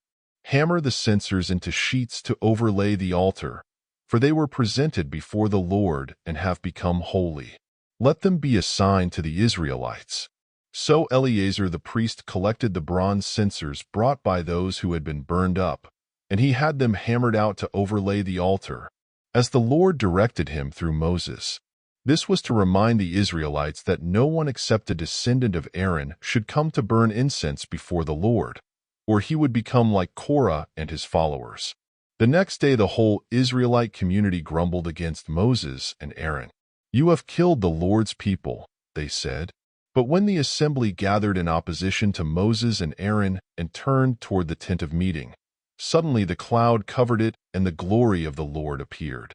Then Moses and Aaron went to the front of the tent of meeting, and the Lord said to Moses, "Get away from this assembly, so I can put an end to them at once." And they fell face down. Then Moses said to Aaron, "Take your censer and put incense in it, along with fire from the altar, and hurry to the assembly to make atonement for them. Wrath has come out from the Lord. The plague has started." So Aaron did as Moses said, and ran into the midst of the assembly. The plague had already started among the people, but Aaron offered the incense and made atonement for them. He stood between the living and the dead, and the plague stopped. But 14,700 people died from the plague, in addition to those who had died because of Korah. Then Aaron returned to Moses at the entrance to the tent of meeting, for the plague had stopped. Numbers 17. The Lord said to Moses, "Speak to the Israelites and get 12 staffs from them, one from the leader of each of their ancestral tribes. Write the name of each man on his staff. On the staff of Levi write Aaron's name, for there must be one staff for the head of each ancestral tribe. Place them in the tent of meeting in front of the testimony, where I meet with you. The staff belonging to the man I choose will sprout, and I will rid myself of this constant grumbling against you by the Israelites." So Moses spoke to the Israelites, and their leaders gave him 12 staffs, one for the leader of each of their ancestral tribes, and Aaron's staff was among them. Moses placed the staffs before the Lord in the tent of the testimony. The next day Moses entered the tent of the testimony and saw that Aaron's staff, which represented the house of Levi, had not only sprouted but had budded, blossomed, and produced almonds. Then Moses brought out all the staffs from the Lord's presence to all the Israelites. They looked at them, and each man took his own staff. The Lord said to Moses, "Put back Aaron's staff in front of the testimony, to be kept as a sign to the rebellious. This will put an end to their grumbling against me, so that they will not die." Moses did just as the Lord commanded him. The Israelites said to Moses, "We will die. We are lost. We are all lost. Anyone who even comes near the tabernacle of the Lord will die. Are we all going to die?" Numbers 18. The Lord said to Aaron, "You, your sons and your father's family are to bear the responsibility for offenses against the sanctuary, and you and your sons alone are to bear the responsibility for offenses against the priesthood. Bring your fellow Levites from your ancestral tribe to join you and assist you when you and your sons minister before the tent of the testimony. They are to be responsible to you and are to perform all the duties of the tent, but they must not go near the furnishings of the sanctuary or the altar, or both they and you will die. They are to join you and be responsible for the care of the tent of meeting, all the work at the tent, and no one else may come near where you are. You are to be responsible for the care of the sanctuary and the altar, so that wrath will not fall on the Israelites again. I myself have selected your fellow Levites from among the Israelites as a gift to you, dedicated to the Lord to do the work at the tent of meeting. But only you and your sons may serve as priests in connection with everything at the altar and inside the curtain. I am giving you the service of the priesthood as a gift. Anyone else who comes near the sanctuary must be put to death." Then the Lord said to Aaron, "I myself have put you in charge of the offerings presented to me. All the holy offerings the Israelites give me I give to you and your sons as your portion and regular share. You are to have the part of the most holy offerings that is kept from the fire. From all the gifts they bring me as most holy offerings, whether grain or sin or guilt offerings, that part belongs to you and your sons. Eat it as something most holy. Every male shall eat it. You must regard it as holy. This also is yours, whatever is set aside from the gifts of all the wave offerings of the Israelites. I give this to you and your sons and daughters as your regular share. Everyone in your household who is ceremonially clean may eat it.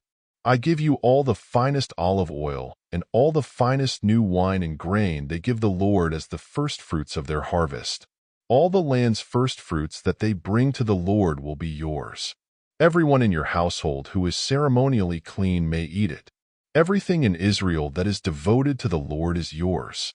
The first offspring of every womb, both man and animal, that is offered to the Lord is yours. But you must redeem every firstborn son and every firstborn male of unclean animals. When they are a month old, you must redeem them at the redemption price set at 5 shekels of silver, according to the sanctuary shekel, which weighs 20 gerahs. But you must not redeem the firstborn of an ox, a sheep, or a goat. They are holy. Sprinkle their blood on the altar and burn their fat as an offering made by fire, an aroma pleasing to the Lord. Their meat is to be yours, just as the breast of the wave offering and the right thigh are yours. Whatever is set aside from the holy offerings the Israelites present to the Lord I give to you and your sons and daughters as your regular share. It is an everlasting covenant of salt before the Lord for both you and your offspring." The Lord said to Aaron, "You will have no inheritance in their land, nor will you have any share among them.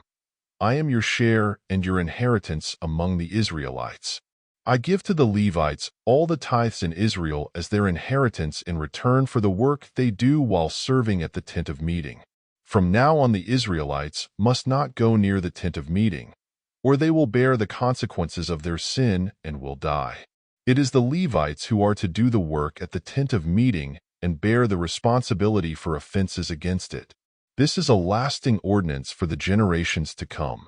They will receive no inheritance among the Israelites. Instead, I give to the Levites as their inheritance the tithes that the Israelites present as an offering to the Lord. That is why I said concerning them, they will have no inheritance among the Israelites." The Lord said to Moses, "Speak to the Levites and say to them, when you receive from the Israelites the tithe I give you as your inheritance, you must present 1/10 of that tithe as the Lord's offering.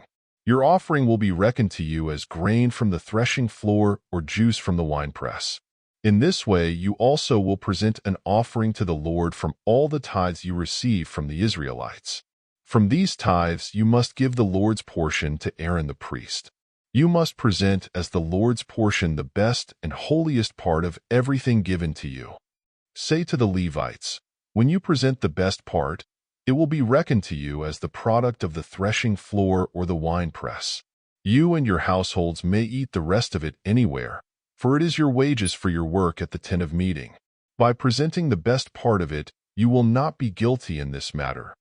Then you will not defile the holy offerings of the Israelites, and you will not die. Numbers 19. The Lord said to Moses and Aaron, this is a requirement of the law that the Lord has commanded. Tell the Israelites to bring you a red heifer without defect or blemish, and that has never been under a yoke. Give it to Eleazar the priest. It is to be taken outside the camp and slaughtered in his presence. Then Eleazar the priest is to take some of its blood on his finger and sprinkle it 7 times toward the front of the tent of meeting. While he watches, the heifer is to be burned, its hide, flesh, blood, and offal. The priest is to take some cedar wood, hyssop, and scarlet wool and throw them onto the burning heifer. After that, the priest must wash his clothes and bathe himself with water.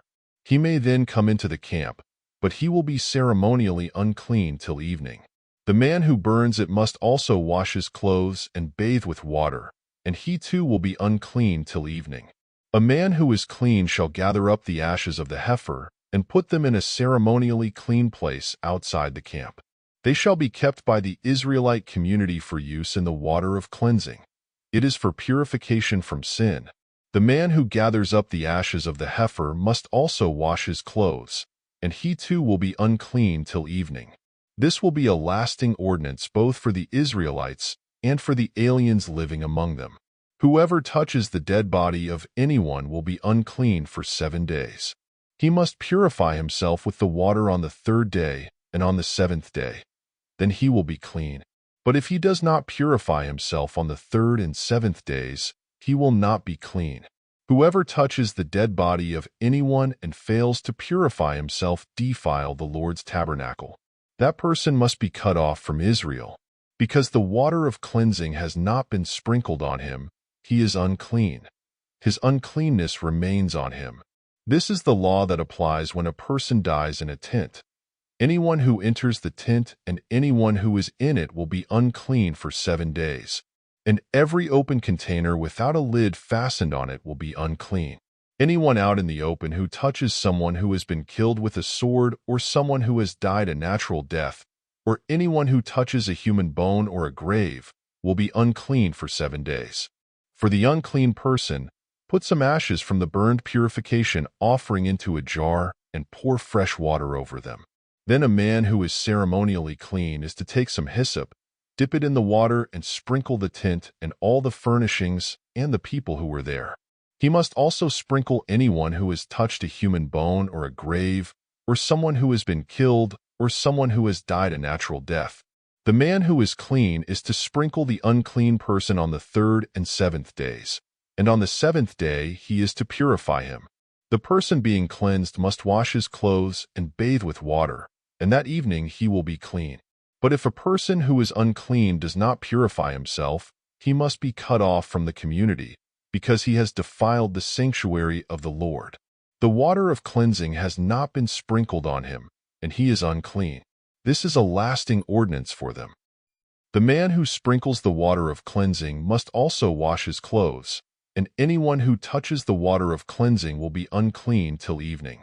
Anything that an unclean person touches becomes unclean, and anyone who touches it becomes unclean till evening. Numbers 20. In the 1st month, the whole Israelite community arrived at the desert of Zin, and they stayed at Kadesh. There Miriam died and was buried. Now there was no water for the community, and the people gathered in opposition to Moses and Aaron. They quarreled with Moses and said, "If only we had died when our brothers fell dead before the Lord.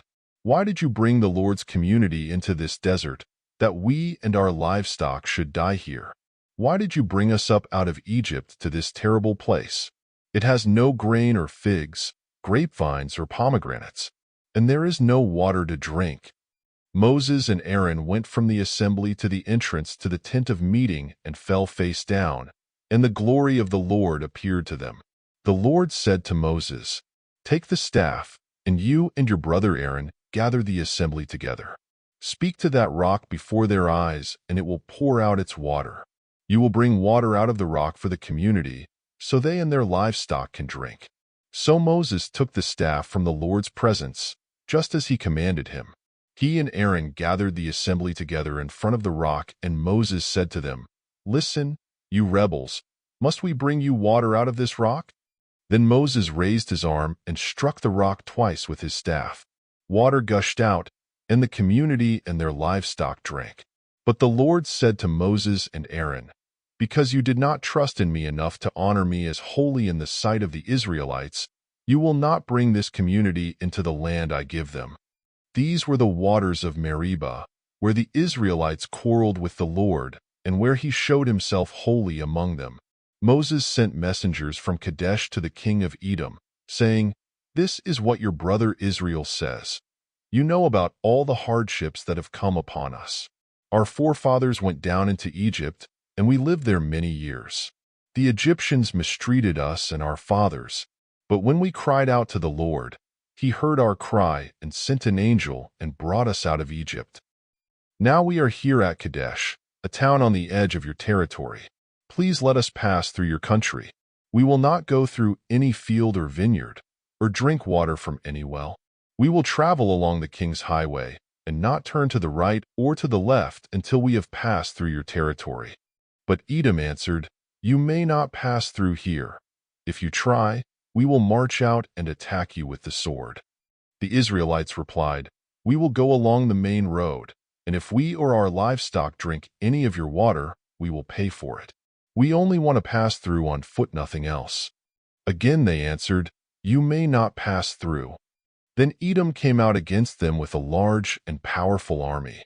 Since Edom refused to let them go through their territory, Israel turned away from them. The whole Israelite community set out from Kadesh and came to Mount Hor. At Mount Hor, near the border of Edom, the Lord said to Moses and Aaron, "Aaron will be gathered to his people. He will not enter the land I give the Israelites, because both of you rebelled against my command at the waters of Meribah. Get Aaron and his son Eleazar and take them up Mount Hor. Remove Aaron's garments and put them on his son Eleazar, for Aaron will be gathered to his people. He will die there." Moses did as the Lord commanded. They went up Mount Hor in the sight of the whole community. Moses removed Aaron's garments and put them on his son Eleazar, and Aaron died there on top of the mountain. Then Moses and Eleazar came down from the mountain, and when the whole community learned that Aaron had died, the entire house of Israel mourned for him 30 days. Numbers 21. When the Canaanite king of Arad, who lived in the Negev, heard that Israel was coming along the road to Atharim, he attacked the Israelites and captured some of them. Then Israel made this vow to the Lord, "If you will deliver these people into our hands, we will totally destroy their cities." The Lord listened to Israel's plea and gave the Canaanites over to them. They completely destroyed them and their towns, so the place was named Hormah. They traveled from Mount Hor along the route to the Red Sea to go around Edom. But the people grew impatient on the way. They spoke against God and against Moses and said, "Why have you brought us up out of Egypt to die in the desert? There is no bread, there is no water, and we detest this miserable food." Then the Lord sent venomous snakes among them. They bit the people, and many Israelites died. The people came to Moses and said, "We sinned when we spoke against the Lord and against you. Pray that the Lord will take the snakes away from us." So Moses prayed for the people. The Lord said to Moses, "Make a snake and put it up on a pole. Anyone who is bitten can look at it and live." So Moses made a bronze snake and put it up on a pole. Then when anyone was bitten by a snake and looked at the bronze snake, he lived. The Israelites moved on and camped at Oboth. Then they set out from Oboth and camped in Iabarim, in the desert that faces Moab toward the sunrise. From there they moved on and camped in the Zered Valley. They set out from there and camped alongside the Arnon, which is in the desert extending into Amorite territory. The Arnon is the border of Moab, between Moab and the Amorites. That is why the book of the wars of the Lord says, Waheb and Suphah and the ravines, the Arnon, and the slopes of the ravines that lead to the site of Ar and lie along the border of Moab. From there they continued on to Beer, the well where the Lord said to Moses, Gather the people together and I will give them water. Then Israel sang this song, Spring up, O well. Sing about it, about the well that the princes dug, that the nobles of the people sank, the nobles with scepters and staffs. Then they went from the desert to Mattanah, from Mattanah to Nahaliel, from Nahaliel to Bamoth, and from Bamoth to the valley in Moab, where the top of Pisgah overlooks the wasteland. Israel sent messengers to say to Sihon king of the Amorites, Let us pass through your country. We will not turn aside into any field or vineyard, or drink water from any well. We will travel along the king's highway until we have passed through your territory. But Sihon would not let Israel pass through his territory. He mustered his entire army and marched out into the desert against Israel. When he reached Jahaz, he fought with Israel.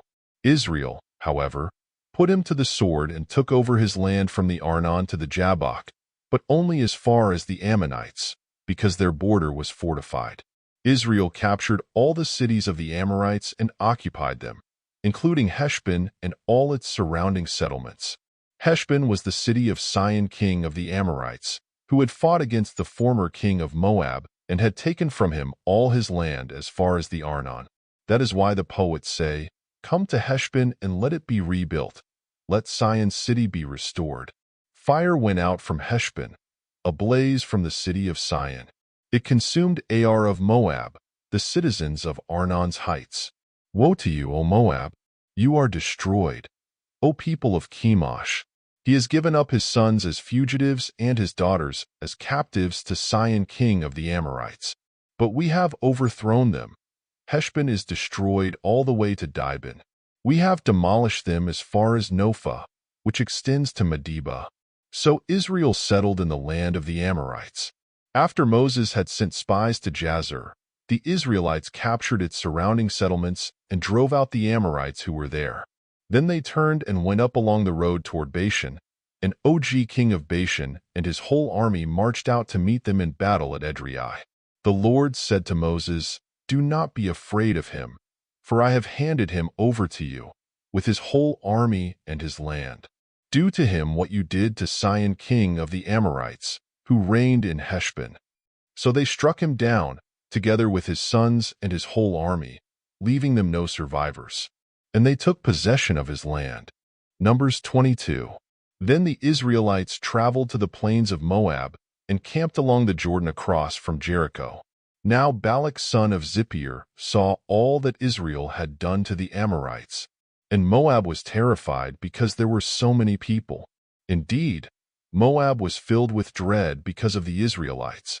The Moabites said to the elders of Midian, This horde is going to lick up everything around us, as an ox licks up the grass of the field. So Balak son of Zippor, who was king of Moab at that time, sent messengers to summon Balaam son of Beor, who was at Pethor, near the river, in his native land. Balak said, A people has come out of Egypt. They cover the face of the land and have settled next to me. Now come and put a curse on these people, because they are too powerful for me. Perhaps then I will be able to defeat them and drive them out of the country. For I know that those you bless are blessed, and those you curse are cursed. The elders of Moab and Midian left, taking with them the fee for divination. When they came to Balaam, they told him what Balak had said. Spend the night here, Balaam said to them, and I will bring you back the answer the Lord gives me. So the Moabite princes stayed with him. God came to Balaam and asked, Who are these men with you? Balaam said to God, Balak son of Zippor, king of Moab, sent me this message. A people that has come out of Egypt covers the face of the land. Now come and put a curse on them for me. Perhaps then I will be able to fight them and drive them away. But God said to Balaam, Do not go with them.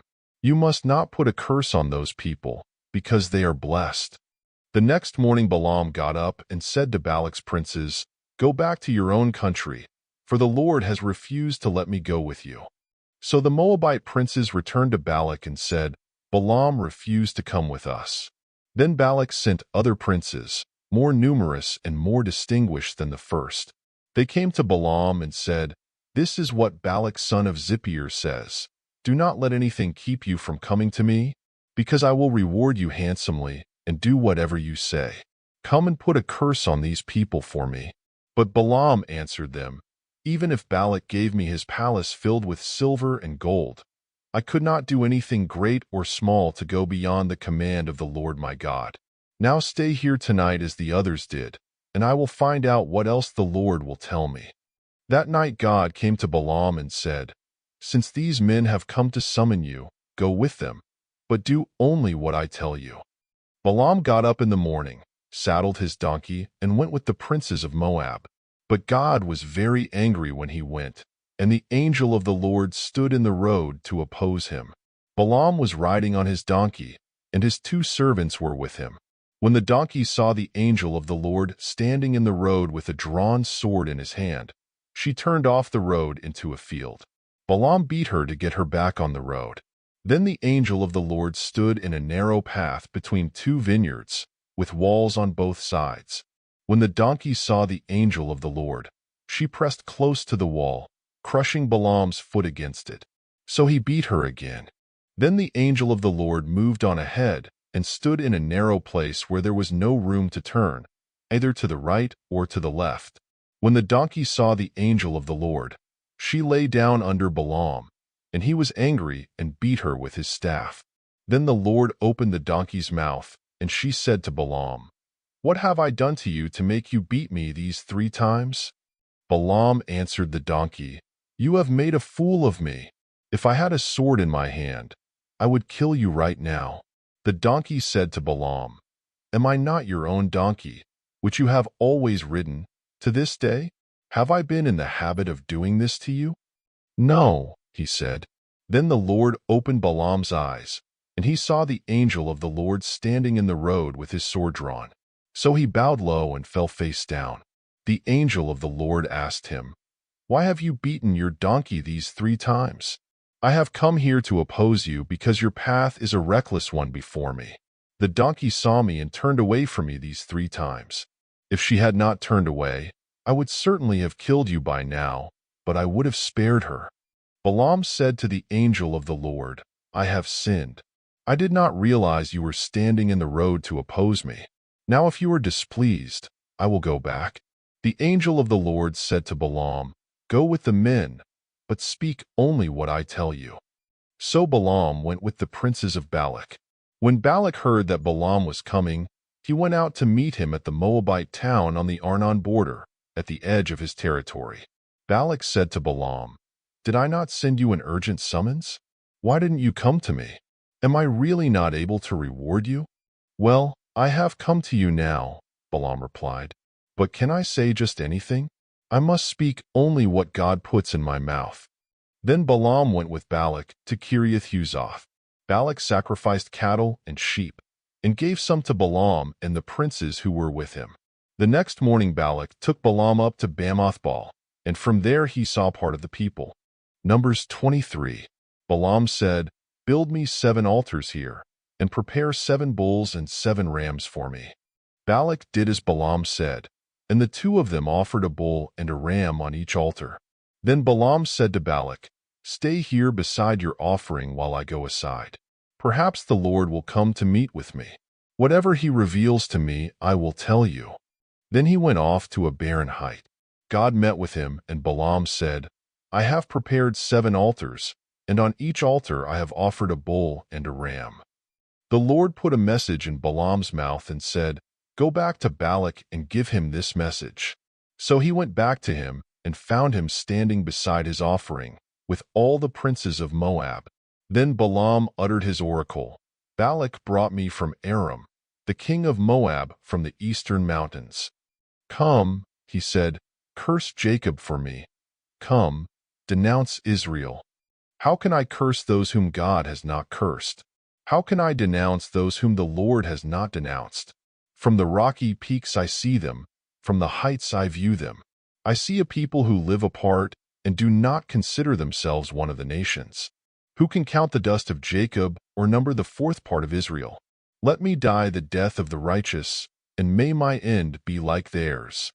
Balak said to Balaam, What have you done to me? I brought you to curse my enemies, but you have done nothing but bless them.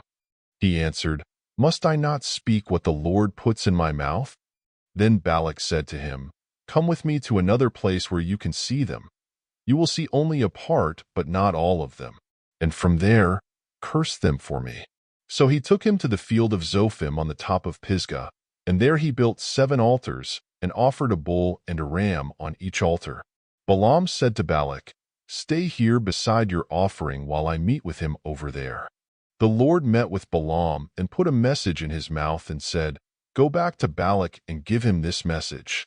So he went to him and found him standing beside his offering, with the princes of Moab. Balak asked him, What did the Lord say? Then he uttered his oracle, Arise, Balak, and listen. Hear me, son of Zippor. God is not a man, that he should lie, nor a son of man, that he should change his mind. Does he speak and then not act? Does he promise and not fulfill? I have received a command to bless. He has blessed, and I cannot change it. No misfortune is seen in Jacob, no misery observed in Israel. The Lord their God is with them. The shout of the king is among them. God brought them out of Egypt. They have the strength of a wild ox. There is no sorcery against Jacob, no divination against Israel. It will now be said of Jacob and of Israel, See what God has done. The people rise like a lioness. They rouse themselves like a lion that does not rest till he devours his prey and drinks the blood of his victims. Then Balak said to Balaam, Neither curse them at all, nor bless them at all. Balaam answered, Did I not tell you I must do whatever the Lord says? Then Balak said to Balaam, Come, let me take you to another place. Perhaps it will please God to let you curse them for me from there. And Balak took Balaam to the top of Peor, overlooking the wasteland. Balaam said, Build me 7 altars here, and prepare 7 bulls and 7 rams for me. Balak did as Balaam had said, and offered a bull and a ram on each altar. Numbers 24. Now when Balaam saw that it pleased the Lord to bless Israel, he did not resort to sorcery as at other times, but turned his face toward the desert.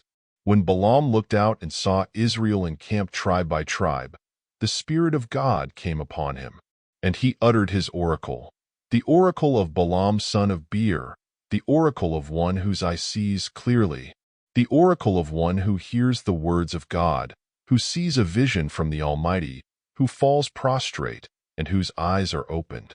How beautiful are your tents, O Jacob, your dwelling places, O Israel!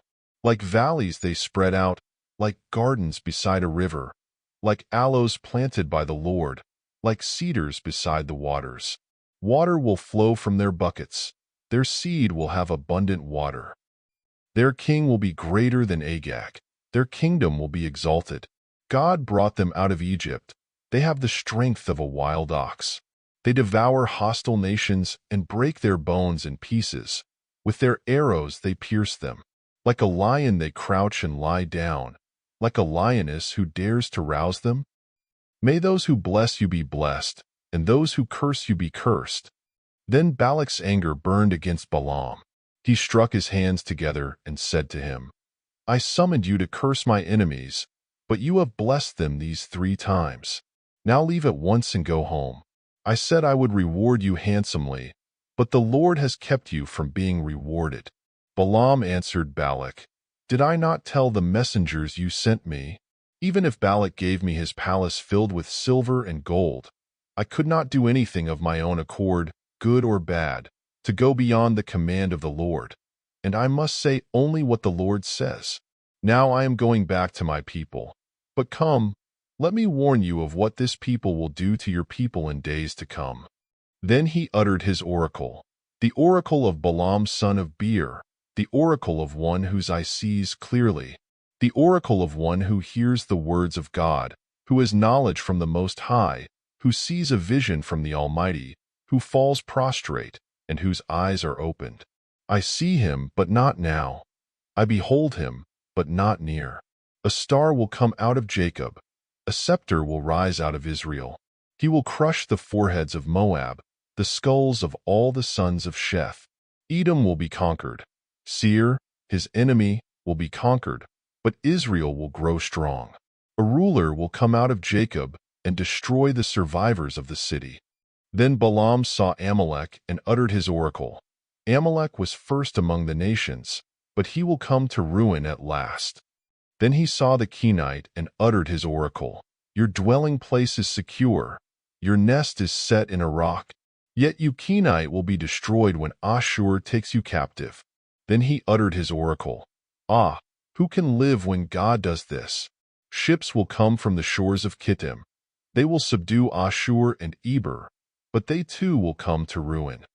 Then Balaam got up and returned home, and Balak went his own way.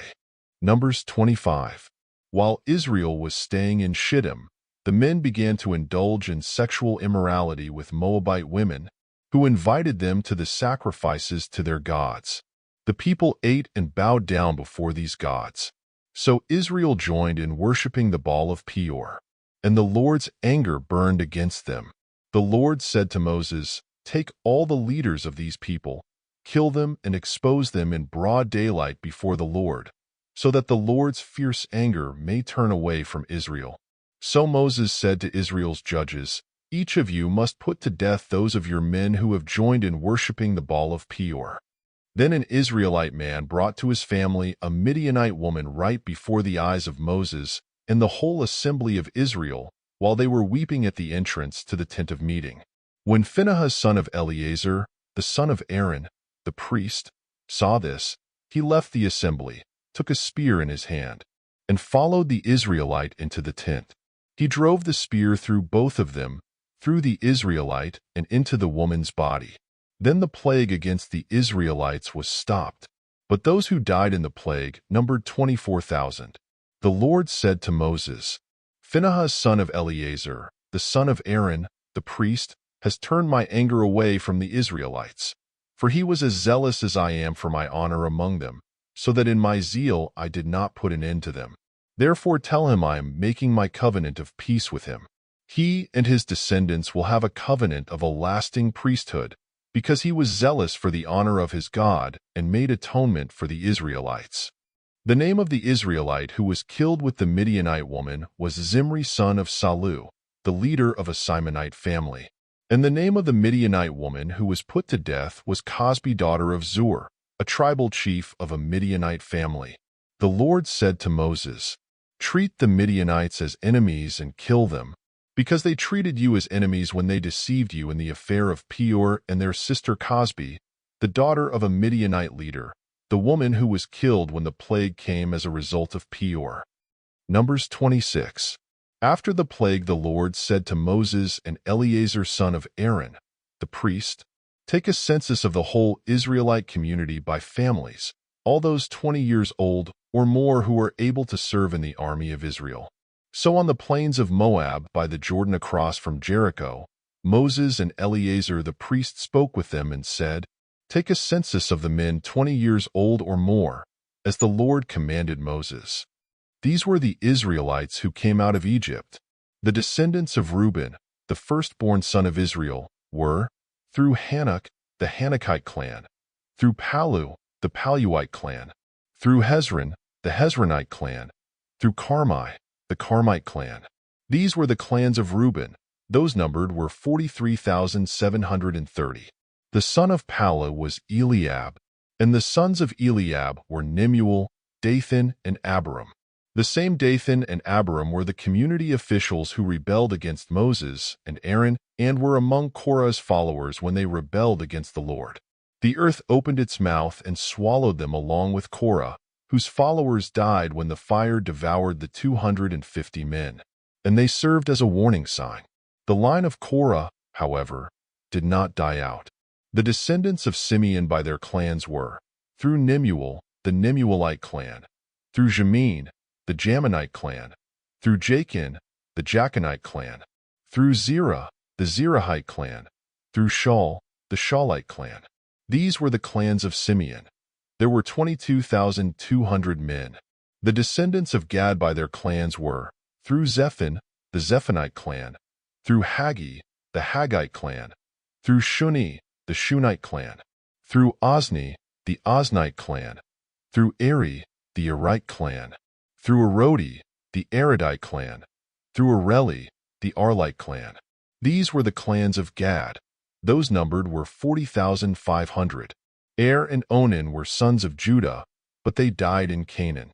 The descendants of Judah by their clans were, through Shelah, the Shelonite clan, through Perez, the Perizzite clan, through Zerah, the Zerahite clan.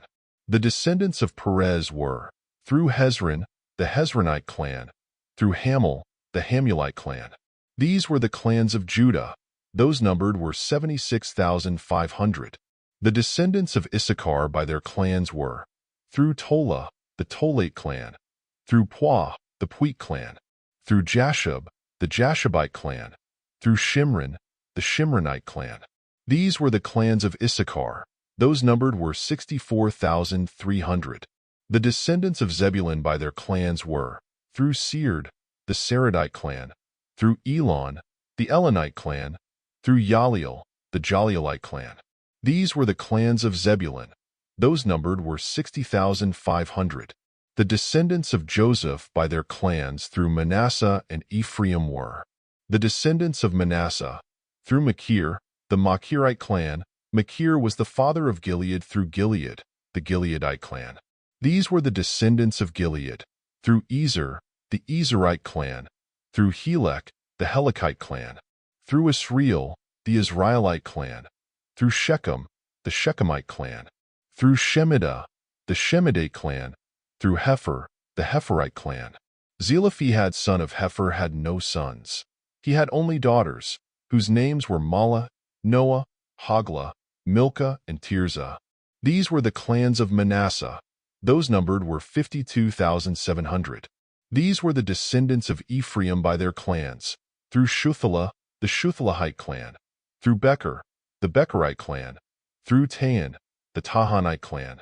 These were the descendants of Shuthelah, through Aaron, the Aaronite clan. These were the clans of Ephraim. Those numbered were 32,500. These were the descendants of Joseph by their clans. The descendants of Benjamin by their clans were, through Bela, the Belate clan, through Ashbel, the Ashbelite clan, through Ahiram, the Ahiramite clan, through Shupham, the Shuphamite clan, through Hupham, the Huphamite clan. The descendants of Bela through Ard and Naaman were, through Ard, the Ardite clan, through Naaman, the Naamite clan. These were the clans of Benjamin. Those numbered were 45,600. These were the descendants of Dan by their clans, through Shuham, the Shuhamite clan. These were the clans of Dan. All of them were Shuhamite clans, and those numbered were 64,400. The descendants of Asher by their clans were, through Imnah, the Imnite clan, through Ishvi, the Ishvite clan, through Beriah, the Beriite clan, and through the descendants of Beriah, through Heber, the Heberite clan, through Malchiel, the Malchielite clan. Asher had a daughter named Sarah. These were the clans of Asher. Those numbered were 53,400. The descendants of Naphtali by their clans were, through Jaziel, the Jazielite clan, through Guni, the Gunite clan, through Jezer, the Jezerite clan, through Shillem, the Shillemite clan. These were the clans of Naphtali. Those numbered were 45,400. The total number of the men of Israel was 601,730. The Lord said to Moses, "The land is to be allotted to them as an inheritance based on the number of names. To a larger group give a larger inheritance, and to a smaller group a smaller one. Each is to receive its inheritance according to the number of those listed. Be sure that the land is distributed by lot. What each group inherits will be according to the names for its ancestral tribe. Each inheritance is to be distributed by lot among the larger and smaller groups."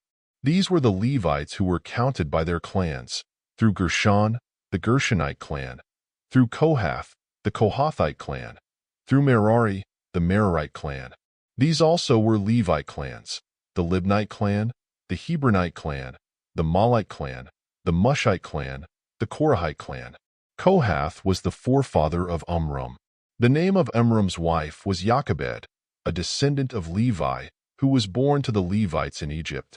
To Amram she bore Aaron, Moses, and their sister Miriam.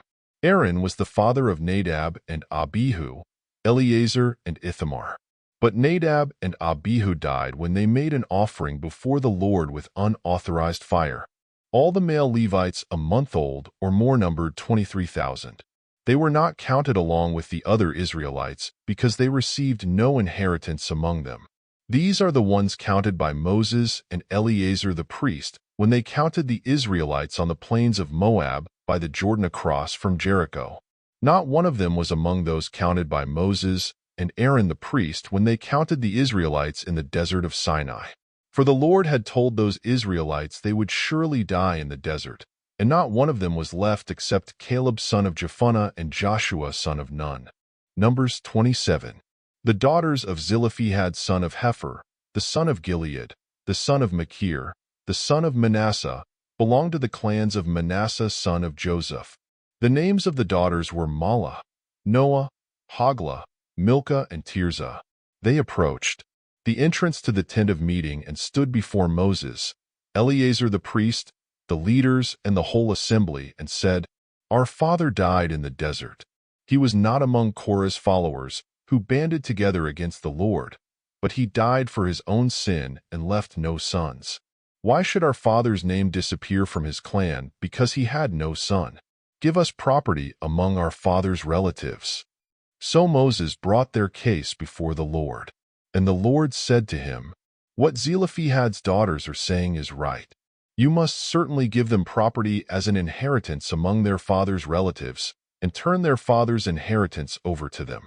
Say to the Israelites, if a man dies and leaves no son, turn his inheritance over to his daughter.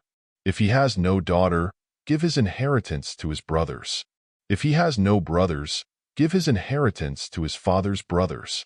If his father had no brothers, give his inheritance to the nearest relative in his clan, that he may possess it. This is to be a legal requirement for the Israelites, as the Lord commanded Moses." Then the Lord said to Moses, "Go up this mountain in the Abarim range, and see the land I have given the Israelites. After you have seen it, you too will be gathered to your people, as your brother Aaron was. For when the community rebelled at the waters in the desert of Zin, both of you disobeyed my command to honor me as holy before their eyes. These were the waters of Meribah Kadesh, in the desert of Zin." Moses said to the Lord, "May the Lord, the God of the spirits of all mankind, appoint a man over this community, to go out and come in before them, one who will lead them out and bring them in, so the Lord's people will not be like sheep without a shepherd." So the Lord said to Moses, "Take Joshua son of Nun, a man in whom is the Spirit, and lay your hand on him. Have him stand before Eleazar the priest and the entire assembly and commission him in their presence. Give him some of your authority, so the whole Israelite community will obey him. He is to stand before Eleazar the priest, who will obtain decisions for him by inquiring of the Urim before the Lord. At his command he and the entire community of the Israelites will go out, and at his command they will come in." Moses did as the Lord commanded him. He took Joshua and had him stand before Eleazar the priest and the whole assembly. Then he laid his hands on him and commissioned him, as the Lord instructed through Moses. Numbers 28. The Lord said to Moses, "Give this command to the Israelites and say to them, See that you present to me at the appointed time the food for my offerings made by fire, as an aroma pleasing to me. Say to them, This is the offering made by fire that you are to present to the Lord: 2 lambs a year old without defect, as a regular burnt offering each day. Prepare 1 lamb in the morning and the other at twilight, together with a grain offering of 1/10 of an ephah of fine flour, mixed with 1/4 of a hin of oil from pressed olives. This is the regular burnt offering instituted at Mount Sinai as a pleasing aroma, an offering made to the Lord by fire. The accompanying drink offering is to be a quarter of a hin of fermented drink with each lamb. Pour out the drink offering to the Lord at the sanctuary.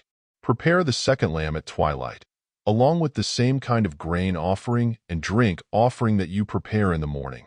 This is an offering made by fire, an aroma pleasing to the Lord. On the Sabbath day, make an offering of 2 lambs a year old without defect, together with its drink offering and a grain offering of 2/10 of an ephah of fine flour mixed with oil. This is the burnt offering for every Sabbath, in addition to the regular burnt offering and its drink offering.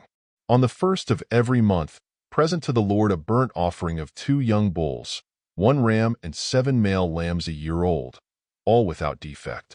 With each bull there is to be a grain offering of 3/10 of an ephah of fine flour mixed with oil. With the ram, a grain offering of 2/10 of an ephah of fine flour mixed with oil. And with each lamb, a grain offering of 1/10 of an ephah of fine flour mixed with oil. This is for a burnt offering, a pleasing aroma, an offering made to the Lord by fire. With each bull there is to be a drink offering of half a hin of wine. With the ram, 1/3 of a hin, and with each lamb, 1/4 of a hin. This is the monthly burnt offering to be made at each new moon during the year. Besides the regular burnt offering with its drink offering, 1 male goat is to be presented to the Lord as a sin offering. On the 14th day of the first month the Lord's Passover is to be held. On the 15th day of this month there is to be a festival. For 7 days eat bread made without yeast. On the first day hold a sacred assembly and do no regular work. Present to the Lord an offering made by fire, a burnt offering of 2 young bulls, 1 ram and 7 male lambs a year old, all without defect. With each bull prepare a grain offering of 3/10 of an ephah of fine flour mixed with oil. With the ram, 2/10, and with each of the 7 lambs, 1/10. Include 1 male goat as a sin offering to make atonement for you. Prepare these in addition to the regular morning burnt offering. In this way prepare the food for the offering made by fire every day for 7 days as an aroma pleasing to the Lord. It is to be prepared in addition to the regular burnt offering and its drink offering. On the 7th day hold a sacred assembly and do no regular work. On the day of first fruits, when you present to the Lord an offering of new grain during the Feast of Weeks, hold a sacred assembly and do no regular work. Present a burnt offering of 2 young bulls, 1 ram and 7 male lambs a year old as an aroma pleasing to the Lord. With each bull there is to be a grain offering of 3/10 of an ephah of fine flour mixed with oil. With the ram, 2/10, and with each of the 7 lambs, 1/10. Include 1 male goat to make atonement for you. Numbers 29. On the first day of the 7th month hold a sacred assembly and do no regular work. It is a day for you to sound the trumpets. As an aroma pleasing to the Lord, prepare a burnt offering of 1 young bull, 1 ram and 7 male lambs a year old, all without defect. With the bull prepare a grain offering of 3/10 of an ephah of fine flour mixed with oil. With the ram, 2/10, and with each of the 7 lambs, 1/10. Include 1 male goat as a sin offering to make atonement for you. These are in addition to the monthly and daily burnt offerings with their grain offerings and drink offerings as specified. They are offerings made to the Lord by fire, a pleasing aroma. On the 10th day of this 7th month hold a sacred assembly. You must deny yourselves and do no work. Present as an aroma pleasing to the Lord a burnt offering of 1 young bull, 1 ram and 7 male lambs a year old, all without defect. With the bull prepare a grain offering of 3/10 of an ephah of fine flour mixed with oil. With the ram, 2/10, and with each of the 7 lambs, 1/10.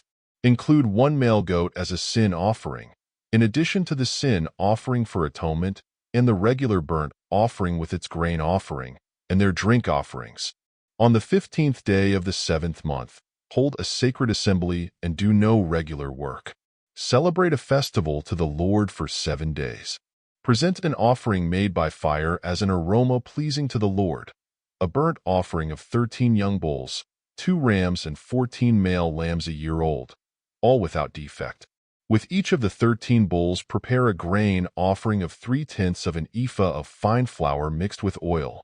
With each of the 2 rams, 2/10, and with each of the 14 lambs, 1/10. Include 1 male goat as a sin offering, in addition to the regular burnt offering with its grain offering and drink offering. On the second day, prepare 12 young bulls, 2 rams and 14 male lambs a year old, all without defect.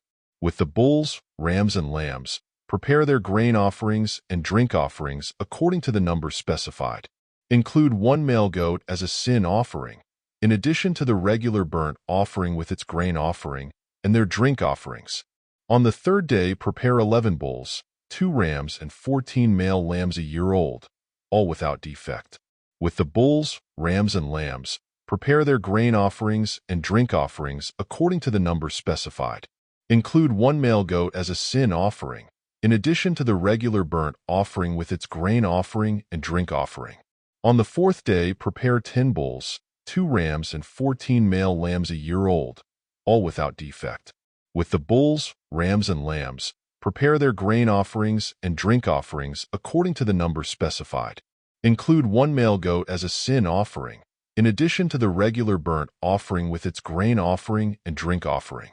On the fifth day, prepare 9 bulls, 2 rams, and 14 male lambs a year old, all without defect. With the bulls, rams, and lambs, prepare their grain offerings and drink offerings according to the number specified. Include 1 male goat as a sin offering, in addition to the regular burnt offering with its grain offering and drink offering. On the sixth day, prepare 8 bulls, 2 rams, and 14 male lambs a year old, all without defect.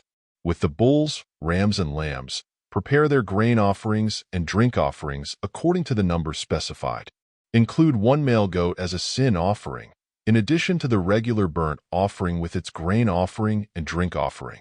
On the seventh day, prepare 7 bulls, 2 rams, and 14 male lambs a year old, all without defect. With the bulls, rams, and lambs, prepare their grain offerings and drink offerings according to the number specified. Include 1 male goat as a sin offering, in addition to the regular burnt offering with its grain offering and drink offering. On the 8th day, hold an assembly and do no regular work. Present an offering made by fire as an aroma pleasing to the Lord, a burnt offering of 1 bull, 1 ram, and 7 male lambs a year old, all without defect. With the bull, the ram, and the lambs, prepare their grain offerings and drink offerings according to the number specified. Include 1 male goat as a sin offering, in addition to the regular burnt offering with its grain offering and drink offering. In addition to what you vow and your free will offerings, prepare these for the Lord at your appointed feasts: your burnt offerings, grain offerings, drink offerings, and fellowship offerings. Moses told the Israelites all that the Lord commanded him. Numbers 30. Moses said to the heads of the tribes of Israel, "This is what the Lord commands. When a man makes a vow to the Lord or takes an oath to obligate himself by a pledge, he must not break his word but must do everything he said. When a young woman still living in her father's house makes a vow to the Lord or obligates herself by a pledge, and her father hears about her vow or pledge but says nothing to her, then all her vows and every pledge by which she obligated herself will stand. But if her father forbids her when he hears about it, none of her vows or the pledges by which she obligated herself will stand. The Lord will release her because her father has forbidden her. If she marries after she makes a vow, or after her lips utter a rash promise by which she obligates herself, and her husband hears about it but says nothing to her, then her vows or the pledges by which she obligated herself will stand. But if her husband forbids her when he hears about it, he nullifies the vow that obligates her or the rash promise by which she obligates herself, and the Lord will release her. Any vow or obligation taken by a widow or divorced woman will be binding on her. If a woman living with her husband makes a vow or obligates herself by a pledge under oath, and her husband hears about it but says nothing to her and does not forbid her, then all her vows or the pledges by which she obligated herself will stand. But if her husband nullifies them when he hears about them, then none of the vows or pledges that came from her lips will stand. Her husband has nullified them, and the Lord will release her. Her husband may confirm or nullify any vow she makes or any sworn pledge to deny herself. But if her husband says nothing to her about it from day to day, then he confirms all her vows or the pledges binding on her. He confirms them by saying nothing to her when he hears about them. If, however, he nullifies them some time after he hears about them, then he is responsible for her guilt. These are the regulations the Lord gave Moses concerning relationships between a man and his wife, and between a father and his young daughter still living in his house. Numbers 31. The Lord said to Moses, "Take vengeance on the Midianites for the Israelites. After that, you will be gathered to your people." So Moses said to the people, "Arm some of your men to go to war against the Midianites and to carry out the Lord's vengeance on them. Send into battle 1,000 men from each of the tribes of Israel." So 12,000 men armed for battle, 1,000 from each tribe, were supplied from the clans of Israel. Moses sent them into battle, 1,000 from each tribe, along with Phinehas son of Eleazar, the priest, who took with him articles from the sanctuary and the trumpets for signaling. They fought against Midian, as the Lord commanded Moses, and killed every man.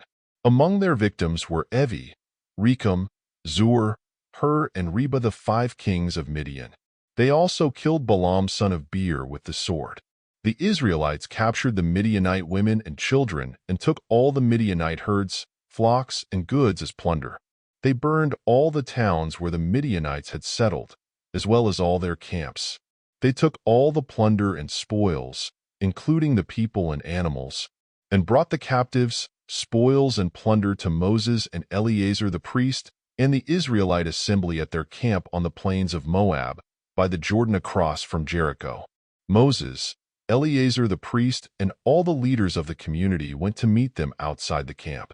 Moses was angry with the officers of the army, the commanders of thousands and commanders of hundreds, who returned from the battle.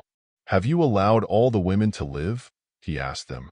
They were the ones who followed Balaam's advice and were the means of turning the Israelites away from the Lord in what happened at Peor, so that a plague struck the Lord's people. Now kill all the boys, and kill every woman who has slept with a man, but save for yourselves every girl who has never slept with a man. All of you who have killed anyone or touched anyone who was killed must stay outside the camp 7 days. On the 3rd and 7th days you must purify yourselves and your captives. Purify every garment as well as everything made of leather, goat hair, or wood. Then Eleazar the priest said to the soldiers who had gone into battle, "This is the requirement of the law that the Lord gave Moses. Gold, silver, bronze, iron, tin, lead, and anything else that can withstand fire must be put through the fire, and then it will be clean. But it must also be purified with the water of cleansing. And whatever cannot withstand fire must be put through that water. On the 7th day wash your clothes, and you will be clean. Then you may come into the camp." The Lord said to Moses, "You and Eleazar the priest and the family heads of the community are to count all the people and animals that were captured. Divide the spoils between the soldiers who took part in the battle and the rest of the community. From the soldiers who fought in the battle, set apart as tribute for the Lord 1 out of every 500, whether persons, cattle, donkeys, sheep, or goats. Take this tribute from their half share and give it to Eleazar the priest as the Lord's part. From the Israelites' half, select 1 out of every 50, whether persons, cattle, donkeys, sheep, goats, or other animals. Give them to the Levites, who are responsible for the care of the Lord's tabernacle." So Moses and Eleazar the priest did as the Lord commanded Moses. The plunder remaining from the spoils that the soldiers took was 675,000 sheep, 72,000 cattle, 61,000 donkeys, and 32,000 women who had never slept with a man. The half share of those who fought in the battle was 337,500 sheep, of which the tribute for the Lord was 675, 36,000 cattle, of which the tribute for the Lord was 72, 30,500 donkeys, of which the tribute for the Lord was 61, 16,000 people, of which the tribute for the Lord was 32. Moses gave the tribute to Eleazar the priest as the Lord's part, as the Lord commanded Moses. The half belonging to the Israelites, which Moses set apart from that of the fighting men. The community's half was 337,500 sheep, 36,000 cattle, 30,500 donkeys, and 16,000 people. From the Israelites' half, Moses selected one out of every 50 persons and animals, as the Lord commanded him, and gave them to the Levites, who were responsible for the care of the Lord's tabernacle. Then the officers who were over the units of the army, the commanders of thousands and commanders of hundreds, went to Moses and said to him, "Your servants have counted the soldiers under our command, and not one is missing. So we have brought as an offering to the Lord the gold articles each of us acquired, armlets, bracelets, signet rings, earrings, and necklaces, to make atonement for ourselves before the Lord." Moses and Eleazar the priest accepted from them the gold, all the crafted articles, all the gold from the commanders of thousands and commanders of hundreds that Moses and Eleazar presented as a gift to the Lord weighed 16,750 shekels. Each soldier had taken plunder for himself. Moses and Eleazar the priest accepted the gold from the commanders of thousands and commanders of hundreds, and brought it into the tent of meeting as a memorial for the Israelites before the Lord. Numbers 32. The Reubenites and Gadites, who had very large herds and flocks, saw that the lands of Jazer and Gilead were suitable for livestock. So they came to Moses and Eleazar the priest, and to the leaders of the community, and said, Ataroth, Dibon, Jazer, Nimrah, Heshbon, Eliel, Siban, Nebo, and Beon. The land the Lord subdued before the people of Israel are suitable for livestock, and your servants have livestock. If we have found favor in your eyes, they said, let this land be given to your servants as our possession. Do not make us cross the Jordan. Moses said to the Gadites and Reubenites, shall your countrymen go to war while you sit here? Why do you discourage the Israelites from going over into the land the Lord has given them?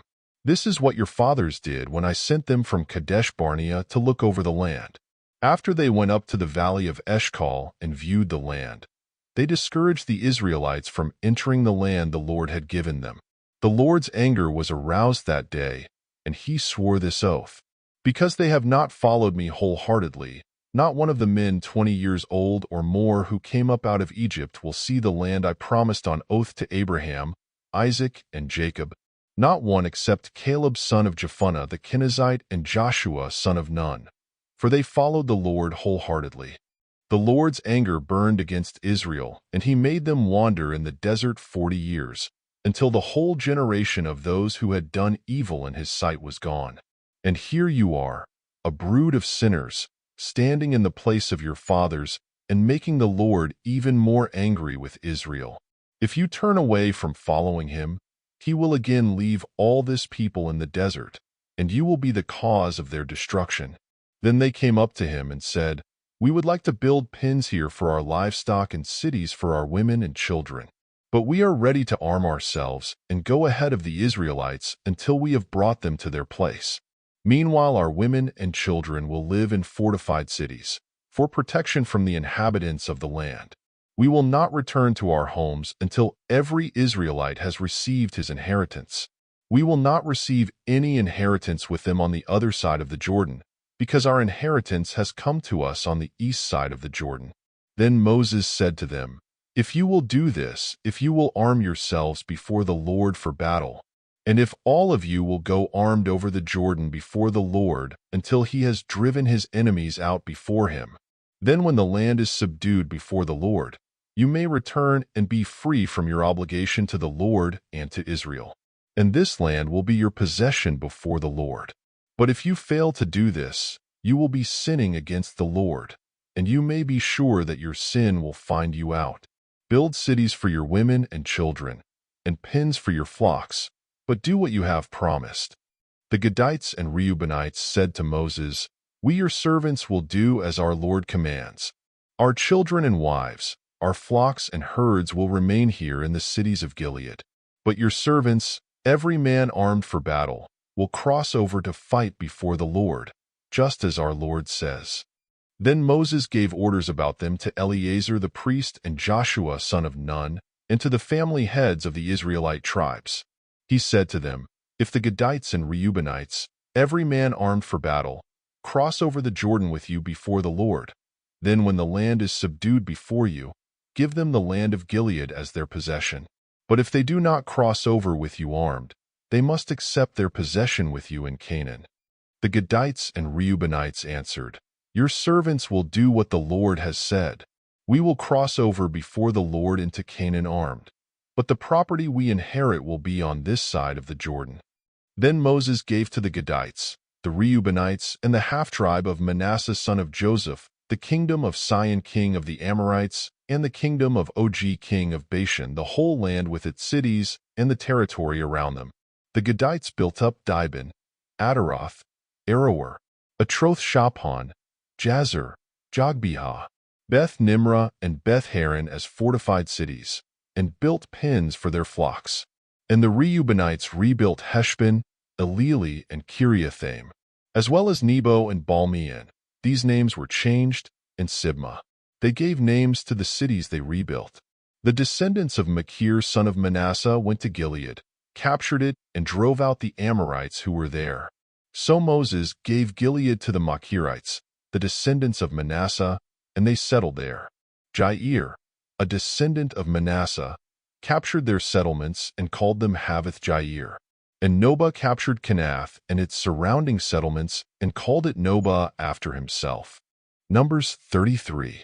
Here are the stages in the journey of the Israelites when they came out of Egypt by divisions under the leadership of Moses and Aaron. At the Lord's command, Moses recorded the stages in their journey. This is their journey by stages. The Israelites set out from Ramesses on the 15th day of the first month, the day after the Passover. They marched out boldly in full view of all the Egyptians, who were burying all their firstborn, whom the Lord had struck down among them, for the Lord had brought judgment on their gods. The Israelites left Ramesses and camped at Sukkos. They left Sukkos and camped at Etham, on the edge of the desert. They left Etham, turned back to Pi-Hahiroth, to the east of Baal-Zephon, and camped near Migdal. They left Pi-Hahiroth and passed through the sea into the desert, and when they had traveled for 3 days in the desert of Etham, they camped at Marah. They left Marah and went to Elim, where there were 12 springs and 70 palm trees, and they camped there. They left Elim and camped by the Red Sea. They left the Red Sea and camped in the desert of Sin. They left the desert of Sin and camped at Dophkah. They left Dophkah and camped at Alush. They left Alush and camped at Rephidim, where there was no water for the people to drink. They left Rephidim and camped in the desert of Sinai. They left the desert of Sinai and camped at Kibroth-Hattaavah. They left Kibroth-Hattaavah and camped at Hazeroth. They left Hazeroth and camped at Rithmah. They left Rithmah and camped at Rimmon Perez. They left Rimmon Perez and camped at Libnah. They left Libnah and camped at Rissah.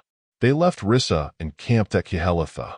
They left Kehelatha and camped at Mount Shepher. They left Mount Shepher and camped at Harada. They left Harada and camped at Makaloth. They left Makaloth and camped at Tahath. They left Tahath and camped at Turah. They left Turah and camped at Mithkah. They left Mithkah and camped at Hashmanah.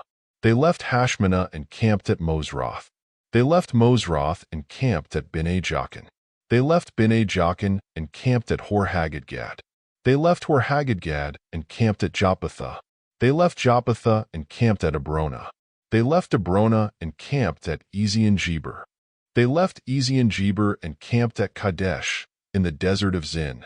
They left Kadesh and camped at Mount Hor, on the border of Edom. At the Lord's command, Aaron the priest went up Mount Hor, where he died on the first day of the 5th month of the 40th year after the Israelites came out of Egypt.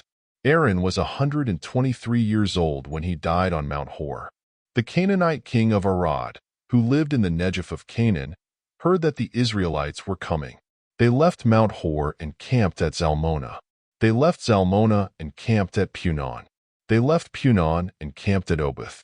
They left Oboth and camped at Iabarim, on the border of Moab. They left Iam and camped at Dibon-Gad.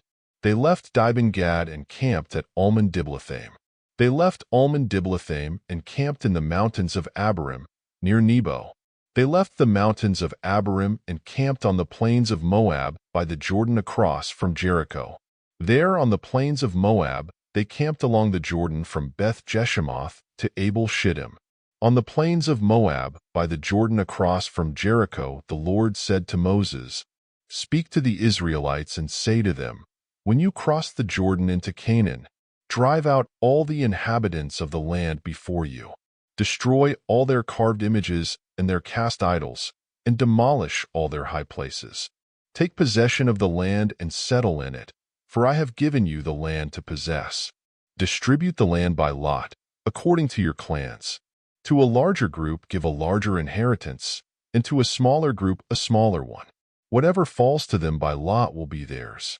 Distribute it according to your ancestral tribes. But if you do not drive out the inhabitants of the land, those you allow to remain will become barbs in your eyes and thorns in your sides.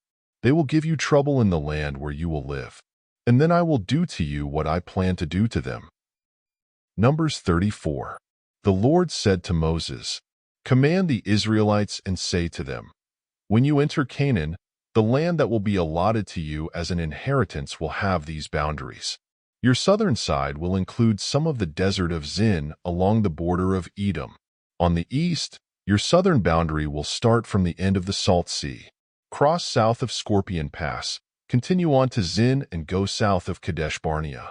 Then it will go to Hazar Adar and over to Asman, where it will turn, join the Wadi of Egypt, and end at the sea. Your western boundary will be the coast of the Great Sea. This will be your boundary on the west. For your northern boundary, run a line from the Great Sea to Mount Hor, and from Mount Hor to Lebo Hamath. Then the boundary will go to Zedad, continue to Ziphron, and end at Hazar Enan. This will be your boundary on the north. For your eastern boundary, run a line from Hazar Enan to Shepham. The boundary will go down from Shepham to Riblah on the east side of Ain and continue along the slopes east of the Sea of Kinnereth. Then the boundary will go down along the Jordan and end at the Salt Sea. This will be your land, with its boundaries on every side." Moses commanded the Israelites, "Assign this land by lot as an inheritance. The Lord has ordered that it be given to the 9.5 tribes, because the families of the tribe of Reuben, the tribe of Gad, and the half-tribe of Manasseh have received their inheritance. These 2.5 tribes have received their inheritance on the east side of the Jordan of Jericho, toward the sunrise." The Lord said to Moses, "These are the names of the men who are to assign the land for you as an inheritance: Eleazar the priest and Joshua son of Nun. And appoint one leader from each tribe to help assign the land. These are their names: Caleb son of Jephunneh, from the tribe of Judah; Shemuel son of Ammihud, from the tribe of Simeon; Elidad son of Kislon, from the tribe of Benjamin; Buki son of Jogli, the leader from the tribe of Dan; Haniel son of Ephod, the leader from the tribe of Manasseh son of Joseph; Kemuel son of Shifton, the leader from the tribe of Ephraim son of Joseph; Elizaphan son of Parnak, the leader from the tribe of Zebulun; Paltiel son of Azan, the leader from the tribe of Issachar; Ahahud son of Shalomi, the leader from the tribe of Asher; Pedahel son of Ammihud, the leader from the tribe of Naphtali. These are the men the Lord commanded to assign the inheritance to the Israelites in the land of Canaan." Numbers 35. On the plains of Moab, by the Jordan across from Jericho, the Lord said to Moses, "Command the Israelites to give the Levites towns to live in from the inheritance the Israelites will possess, and give them pasturelands around the towns. Then they will have towns to live in and pasturelands for their cattle, flocks, and all their other livestock. The pasturelands around the towns that you give the Levites will extend out 1,500 feet from the town wall. Outside the town, measure 3,000 feet on the east side, 3,000 on the south side, 3,000 on the west, and 3,000 on the north, with the town in the center. They will have this area as pastureland for the towns. 6 of the towns you give the Levites will be cities of refuge, to which a person who has killed someone may flee. In addition, give them 42 other towns. In all you must give the Levites 48 towns, together with their pasturelands.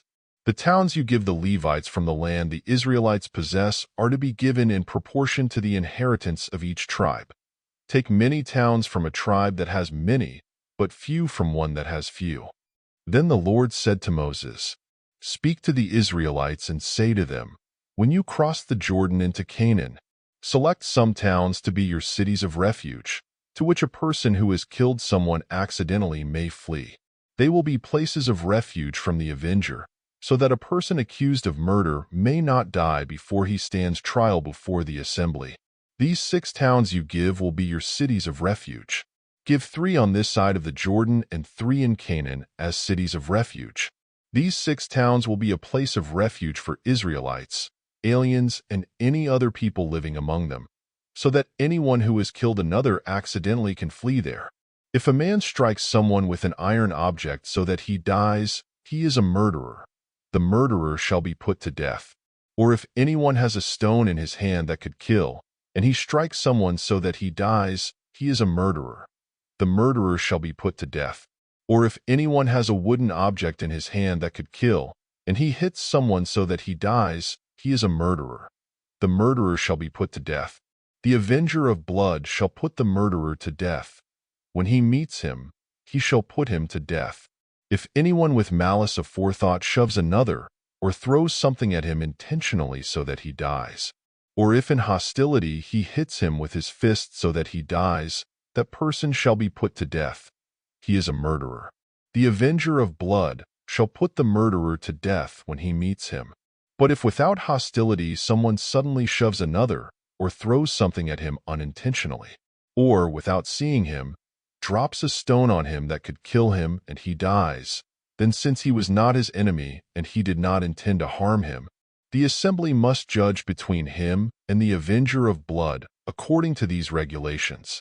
The assembly must protect the one accused of murder from the avenger of blood and send him back to the city of refuge to which he fled. He must stay there until the death of the high priest, who was anointed with the holy oil.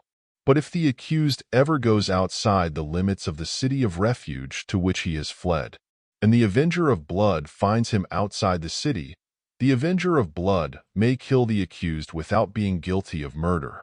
The accused must stay in his city of refuge until the death of the high priest. Only after the death of the high priest may he return to his own property. These are to be legal requirements for you throughout the generations to come, wherever you live. Anyone who kills a person is to be put to death as a murderer only on the testimony of witnesses.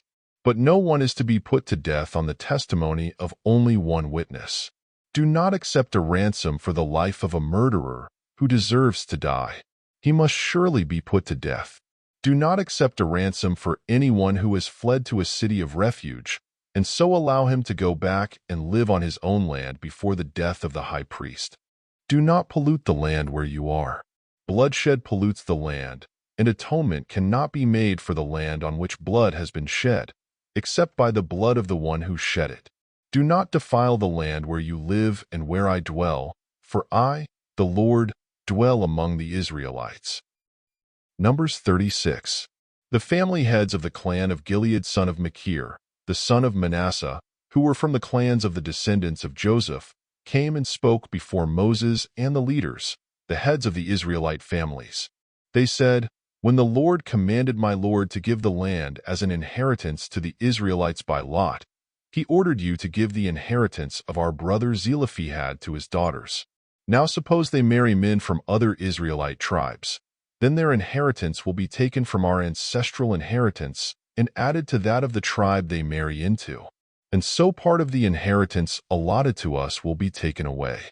When the year of Jubilee for the Israelites comes, their inheritance will be added to that of the tribe into which they marry, and their property will be taken from the tribal inheritance of our forefathers." Then at the Lord's command Moses gave this order to the Israelites. What the tribe of the descendants of Joseph is saying is right. This is what the Lord commands for Zelophehad's daughters. They may marry anyone they please as long as they marry within the tribal clan of their father. No inheritance in Israel is to pass from tribe to tribe. For every Israelite shall keep the tribal land inherited from his forefathers. Every daughter who inherits land in any Israelite tribe must marry someone in her father's tribal clan, so that every Israelite will possess the inheritance of his fathers. No inheritance may pass from tribe to tribe, for each Israelite tribe is to keep the land it inherits. So Zelophehad's daughters did as the Lord commanded Moses. Zelophehad's daughters Mahlah, Tirzah, Hoglah, Milcah, and Noah married their cousins on their father's side. They married within the clans of the descendants of Manasseh son of Joseph, and their inheritance remained in their father's clan and tribe. These are the commands and regulations the Lord gave through Moses to the Israelites on the plains of Moab by the Jordan across from Jericho.